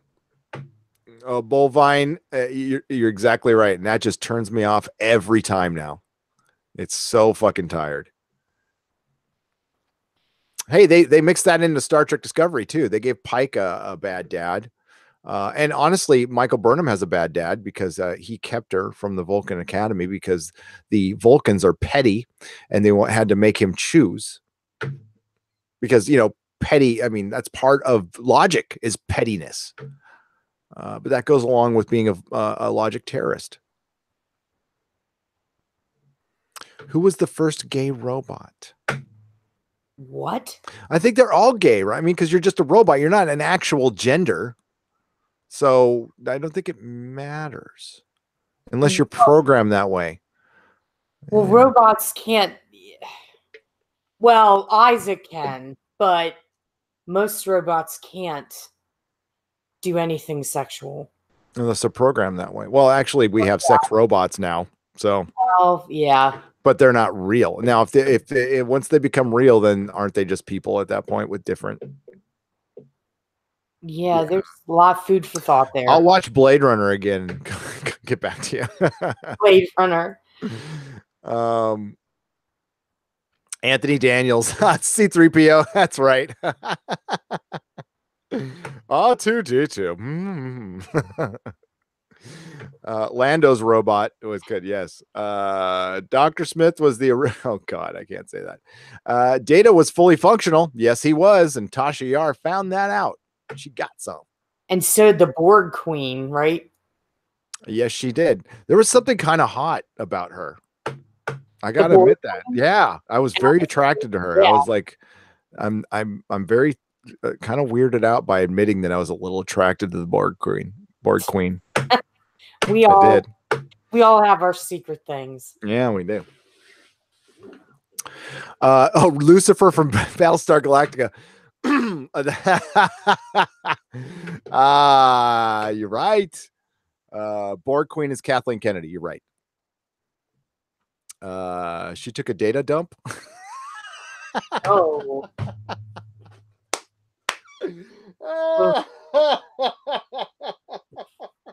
Data tap it hard.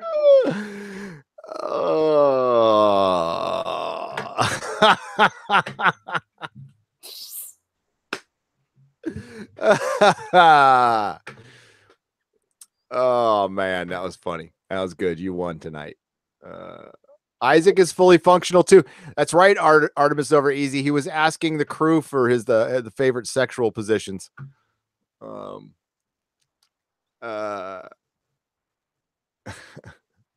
Well, I had the hots for Data back in the day, so no worries. There you go. Yeah, we all like our, cyborgs and cybernetic units. And I'm really into, the Orions too, the green women.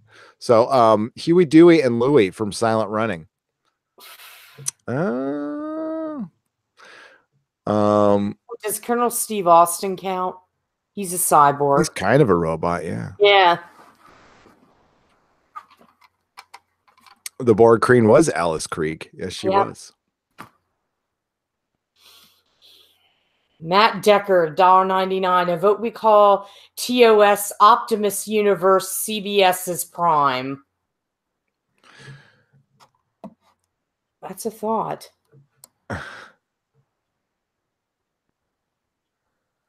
Gary, can I rip off that Monty Python People's Logic Extremist bit you did while you were on coffee? Of course. You guys can rip off whatever you want. Ensign Ricky, thanks for the $2. Sarek was the worst dad in Star Trek. He screwed 3 kids. Sarek's Mac Daddy. Okay. Yeah. Wow. I'm sure there's we're gonna find out that Sark is like oh, I'm blanking on his name now. Damn it. I'll think of it later. He's gonna have like 9 kids with 9 different moms. So Antonio Cromartie, the former defensive back for the Jets and the Chargers, who had, I believe it was 7 kids from 6 moms or something like that, or 8 kids from 9 moms or some shit. That math doesn't add up, but yeah, he had multiple kids from multiple moms, and I think one mom had 2.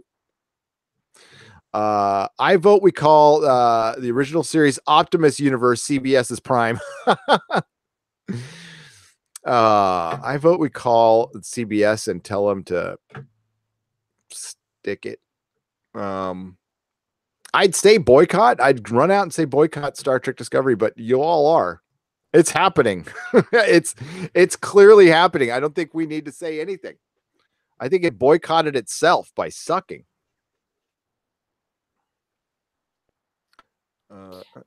Although not if you read some of the media reports, though. I read most of the media reports. I don't believe them, but I read them. They love it. But the media is so out of touch with the public. Again, that's kind of our mantra here. That's, I was watching John Campia's positive review of it. And what did he say? The one word I can think when I think of Star Trek Discovery is scope. The scope of the set design and the scope of the story. He practiced that shit in the mirror like 9 times before he went on the video. He's all, what's a word? Scope. Then he just goes, I'm a genius. I'm John Campia. Yeah. Scope. I don't know if that's what he wanted to say. That doesn't make any sense. It doesn't really have to make sense as long as it sounds like it, but to him, but that's what he said. The Star Trek Discovery, he was talking about the first episode. It had scope. I was thinking the mouthwash or, Whoa. Campia. Yeah, he really is, man. He really just digs on that party line, and he will not get off the shill teat for anything. Good for him for holding to his, his wallet. I heard the Borg Queen was played by Les Moonves, but I'm not sure. Oh. Maybe in the when they brought her back in what was it, Voyager? So okay. So let's I got one more little news thing I wanted to get to, because it's like does anybody care about a Loki series? I know they announced it. I know Loki was popular a few years ago. Is he still popular? Loki Hiddleston? I think he's kind of well, we haven't heard much from him, so no. I think it's kind of waned. And it's going to be a prequel series. I honestly, it sounds kind of bland to me. It does. I mean, I like Hiddleston. I liked Hiddleston as Loki, but I think Loki's like his story's done. Thought he went out kind of good. And I think a prequel series would I think eventually people would start going, where's Thor? Where's Thor? Where's Thor? Where's Thor? And then if you bring in Thor at any point, then people will just want Thor back.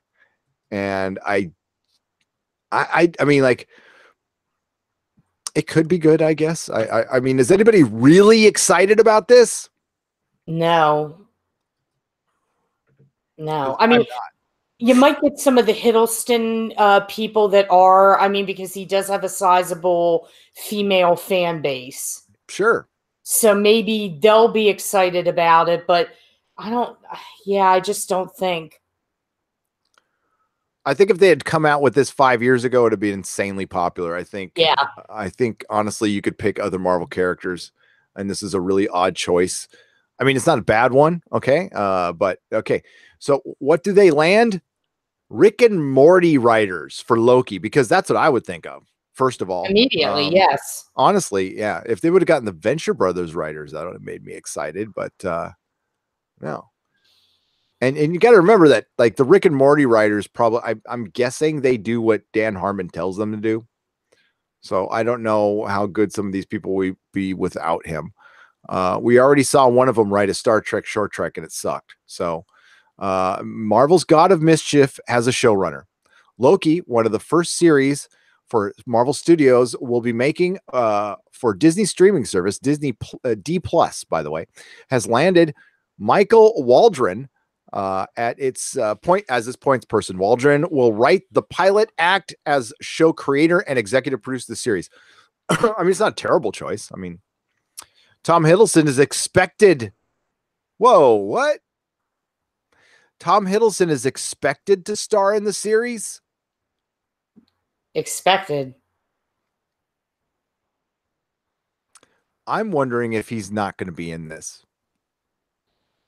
Well, that's it's going to be young Loki. It's going to be young Loki, and it's not going to be Tom Hiddleston. You think it's going to be that again? Young Loki? They haven't locked him down? Why would you announce a series and have expected to star? Interesting. Reprising the fan favorite character he played in 2011's Thor, the character apparently met his demise in last year's Avengers Infinity War. Sources say the show will follow Loki as a trickster and shapeshifter pops up throughout human history. Oh, they're going to Doctor Who this shit. I was just going to say it's Marvel Who. Oh, that could be interesting. I mean, because Tom Hiddleston would be a great Doctor. Yeah. Well, but if you read the tone of the person that wrote it, very jaded. It's the Hollywood Reporter. They're probably like, this again. Well, yeah, no, I'm sick of fucking superheroes. I want to write about Robert Redford or whatever. I don't know. They're probably just well, actually, my guess is anybody who writes for the Hollywood Reporter is just a failed screenwriter anyway. So they're just jaded. Wow, I just did that person's inventory. Other known series are The Vision and Scarlet Witch, being run by Captain Marvel writer Jack Schaefer, while another will focus on a team up of the Falcon and the Winter Soldier. The heroes played by Anthony Mackie and Sebastian Stan, respectively. Malcolm Spellman, Empire, has been hired to write the latter effort. That sounds pretty good, to be honest with you. Waldron hails from Atlanta and began his screenwriting career under Dan Harmon and Dino, that's a big, long Greek name, and Starburns Industries in 2017. He served as creator and showrunner for the writers' Room on Heels, stars pilot that centered about two rival brothers. Currently, he is developing Florida Man with Steven Soderbergh for Paramount Network, and writer and producer of the upcoming season Cartoon Network's acclaimed Rick and Morty. Hey, do you want to know why Florida Man became popular? The radio shows started doing the Florida Man and why you get all the freaky stories out of Florida Man. You chat. You guys know. People from Florida know the answer to this question. There is an answer to that question. It's not that Florida's any freakier than any other place, because honestly, it's not. It's access you have to records, like arrest records and stuff. It's like there's one less layer in Florida than there is in California or anywhere else. So you can just, somebody gets arrested, everybody fucking knows about it, and like you can do that here too, but there's like some hoops you got to jump through. In Florida, apparently you do not. It is just, you can, hey, we got this guy who's trying to have sex with an alligator. And they do a press release, he survived, but he's sitting down now. Yeah, that's that's interesting. I'll probably end up watching it, but I don't know if anybody else would get that excited about it. The other two series, Vision and Scarlet Witch, hell yeah. And Winter Soldier and Falcon, yes. But Anthony Mackie's going to be a busy boy because he's in Altered Carbon season 2. Yeah. I have not seen the John Wick 3 trailer yet. I'm sure I'll like it. I like 1 and 2. Joel Tamburo, $5. Let's do a series where Commissioner Gordon goes to the Joker for help in stopping Batman's reign of terror. Wow. That's coming. I bet it is. Oh, I mean, we're gonna see every incarnation of a Batman series except actually a Batman series. That's the thing. That's the thing. Let's get caught up in the super chats here. Well, that was really interesting that we had trolls in here, and then they just went away. Okay, Jill Tamburo. Okay, you just did that. Super movies reboot. Did you do the Jack Random one? Which one was that? What is superhero movies reboots and lack of ideas are wearing thin? What type of original sci-fi story would you like to see made to reignite the genre? I would do Jack Random. Do something in the vein of Valerian and Lorelei, but do it right. Okay. I can't believe that they missed the mark. I like that movie for what it is, but I know why people hate it. And he really missed the boat on what those comics are about. Valerian and Lorelei are amazing. But something in the sense of the Fifth Element, Valerian, Lauren, a big, beautiful, full world. That's what, you know what? Imagine Jupiter's Legacy, or not Jupiter, whatever the hell the Jupiter one, the awful Wachowski brothers with that had the Chatham Tatting as a kangaroo or whatever. He was a squirrel or whatever the hell he was. And Jupiter Ascending. Think of something like that and Flash Gordon, but done well. So sci-fi space fantasy with this full on world building, kind of bonkers. Do what Douglas Adams did in Hitchhiker. What Douglas Adams did in Hitchhiker is as above, so below. So just how it is on Earth, that's how the rest of the galaxy is, just amped up 1,000 times. That's how you bring people in. Do not do fucking a hive of alien species that looks all the same, and you're on a desert planet and it's all the saturation is out, or a lost colony ship that's got an alien trapped in it, or dystopian world, a dystopian world, or just the shit that we've done over and over again. Bring me a full, complex sci-fi world. Yeah, it's going to be expensive. That would reignite the genre and make it fun. What they need to bring back in everything is fun. Everything has just become completely unfun. Star Trek, all the fun sucked out of it. It is dumb as hell. Doctor Who had all the fun sucked out of it. And you could see how quickly, it takes you forever to build up goodwill with the franchise, and you lose it so quickly. Yeah, I mean, that was one of the greatest things about Star Wars. Why did it ignite? Why did it speak to everybody? Because it felt real.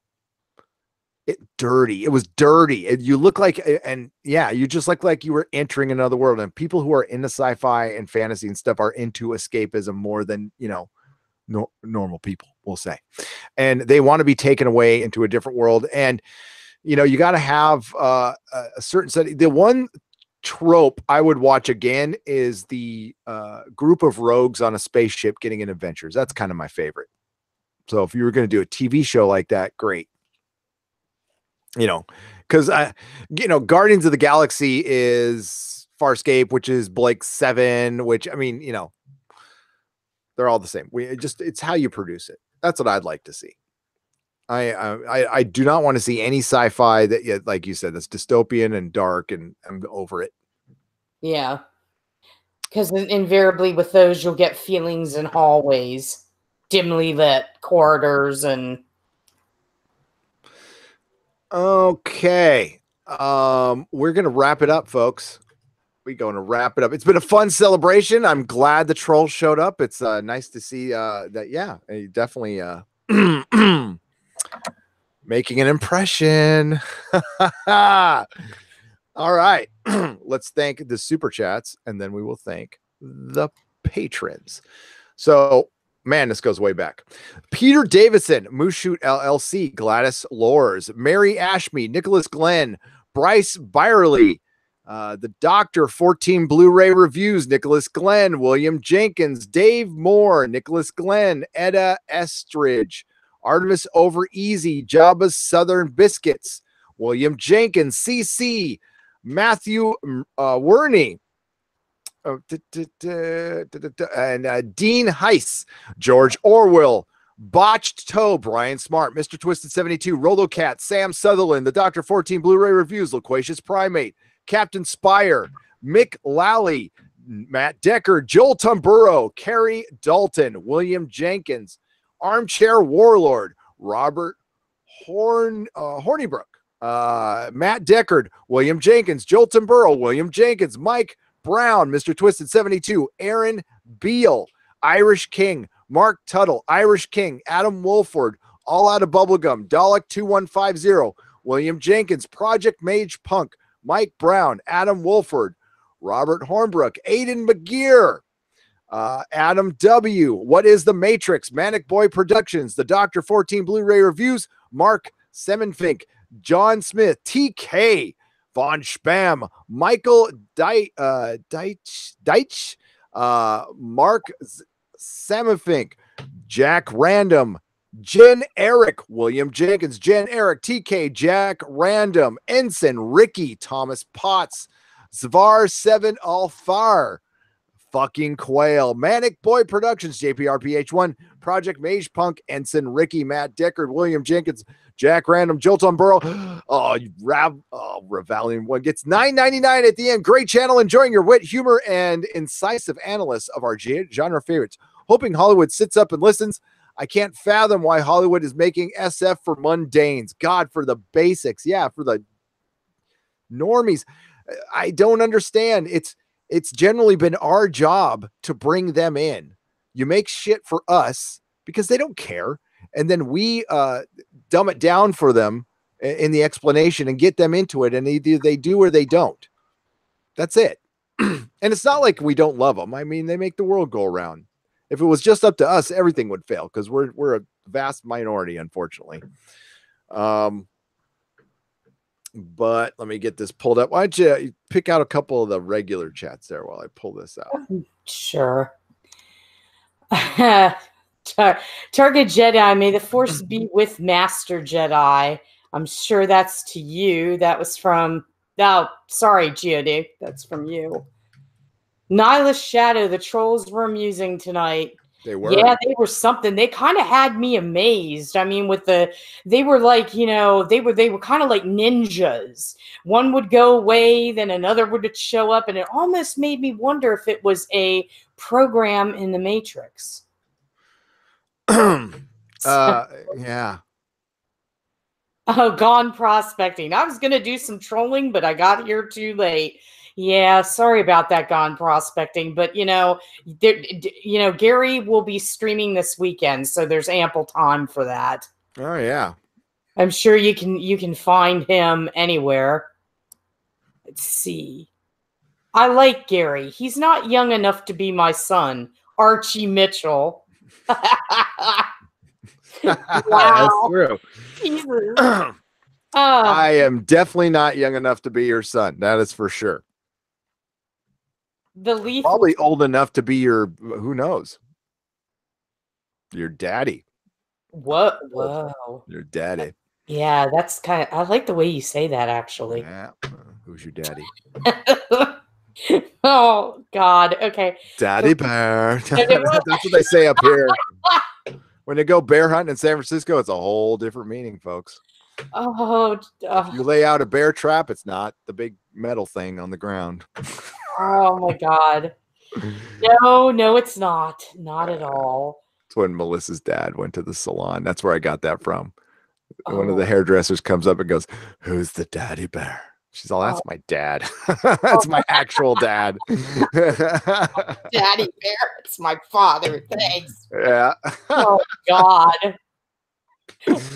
Oh, shit. See, if I go, Might be planning a trip out west for the summer. I've got to stop in San Fran. Oh yeah, you do for sure. I For see that. sure. Memories. Lethal Diva. Born in 57. Okay, you're older than me. I was born in 69. So you're 12 years older than me. 57. So I'm about as old as hey. sister. Hey, I love men born in the 50s. Just saying. There's a Police song called Born in the 50s. We really? were born in the 50s. Yep. It's about baby boomers. Yeah. Yeah, something about guys in there. Never mind. That's another chat. The Lethal Diva. I think the trolls left when Neurotic show went down. Wouldn't be surprised if they were behind that. Oh. Our show went down, apparently. It did? On other shores, yeah. Yeah. Wow. When was that? I think I saw in the chat that that something was happening and people were panicking, or some people were panicking saying they couldn't see us or something. And well, when I got booted off the air last week, the funny thing is when I kept on trying to get back on, the first thing I saw was CBS All Access, and it said CBS is off the air. I'm like, God damn it. They actually kicked me off the air. Well, I can't see my people count or my viewer count anymore. They took that away. Ravelin 1, I'm sorry we didn't see this. $9.99. Great channel. Enjoying your wit, humor, and incisive analysis of our just skipped of our genre favors. Hoping Hollywood sits up and listens. I can't fathom why Hollywood is making SF for mundanes. Well, I read that one. Oh, you did? I'm sorry. I yeah, didn't see that. Now just look at the regular chat. I'll get the super chats. Okay. I'm trying to see. Did nobody? Let me know who's been here the whole time. Jody, did it go down? Because I never got that message. Jeff D. Susan Layton, always welcome in Roswell, New Mexico. Visit the Goddard Rocket Museum and Planetarium. I'll give you the tour. Jeff D. I have been wanting to go to Roswell for so long now. I used to live in Albuquerque, and every time you used to live there and you didn't go? No. And what happened was every time I had planned to go, something would happen, or I was with somebody that was like, I'm not going to Roswell. And I'm like, oh, God damn it. It was just, like when we were going cross country with my mom, her big thing was we need to get back home at a certain time. Yeah, good times. But Roswell, I'm definitely going to go. Have to see that, and I will look you up. Thank you. Goddard Rocket Museum and Planetarium. So I had a 10-second brownout. Oh, shit. I wish I would have known that. Yeah. And I didn't even think to say anything because I only saw a couple people. Yeah, you got to let me know that stuff. Usually it's kind of on YouTube's end, and all you have to do is refresh. But because my signal is rocking good right now. So that sucks. We probably lost a ton of people. Oh well. All right. Well, we're gonna wrap this up. We did the Patreon, and thank you so much, everybody. We did have I can't even tell how many people we got. 300 right now, something like that. So that was good. Whatever we had before, I have no idea. It said our peak count was. I can't really tell. We were I can tell you because I saw it on my end. We were rocking over 530 for a long time. Yeah, it's a 376 now. That sucks. That's too bad. Okay. Hey, everybody. Thanks for checking in. We will be back next Friday, of course. And we will be here for, we were at 700 something. That sucks, man. You lose 200 when people just disappear. So thank you so much. And we will check you next time. I will be Sunday night for the Expansiganza and then back Monday for the Nooner. Tuesday will be a dark day here. I'm actually taking a day off. My first day off since I started this melee. I'm not going to check the channel. We'll see if that actually lasts. I'm not too sure it will. So everybody have a good night. Plug your words. Sure. You guys, you can find me on at 1428elm.com. I'm going to be giving you guys some information coming up. I've got a podcast that I did where I shouted out everybody from Neurotic. And I'm also going to be in an upcoming documentary with Bruce Campbell. So I'll let you guys know about that. You can get me on Twitter at Susan on the Ledge. And I'm also on Facebook and on Instagram. I'm at De Facto Scribe. Awesome. Thank you very much, Susan. And there's a Doctor Who video coming out tomorrow. There's a Star Trek Discovery review coming out tomorrow just for the Dreckies. I'll blow them a little kiss. The Orville, was that? I'm going to troll tomorrow. You should. The Orville breakdown video will be Sunday, and who knows what happens. We definitely get the nooner, but videos kind of come as they come to me. So, but the Doctor Who video is in the can, and I'm currently recording the Star Trek Discovery breakdown. It's kind of hard to get through because I got to watch that god awful show for a second time in 5-minute increments, and I have to take breaks. So, no cupcakes for the trolls. They can have cupcakes. They tried really hard. Hey, not bad for, they probably got paid $2.50 an hour, something like that. I'll tell you off air what they were calling me. It was something. No personal attack. Well, I mean, that's the thing is like, if they're not, if they're if they're name calling, they should go. But there you go. Hey, catch everybody later. Hey, Ranches, great job tonight. Yes. Just 2 of you. So I will be adding many more wrenches. By Monday, there will be many, many, many more. So I got to find out who can be here for most of the streams. Yeah, because we were kind of short on the wrenches tonight, especially for a 40,000K celebration. So I will check you guys later. Thank you very much. And may the small folks sing songs of your greatness. Good night. And thank you everybody for 40,000. I really appreciate it. And Jody and Mary, you guys brilliant. Bye-bye.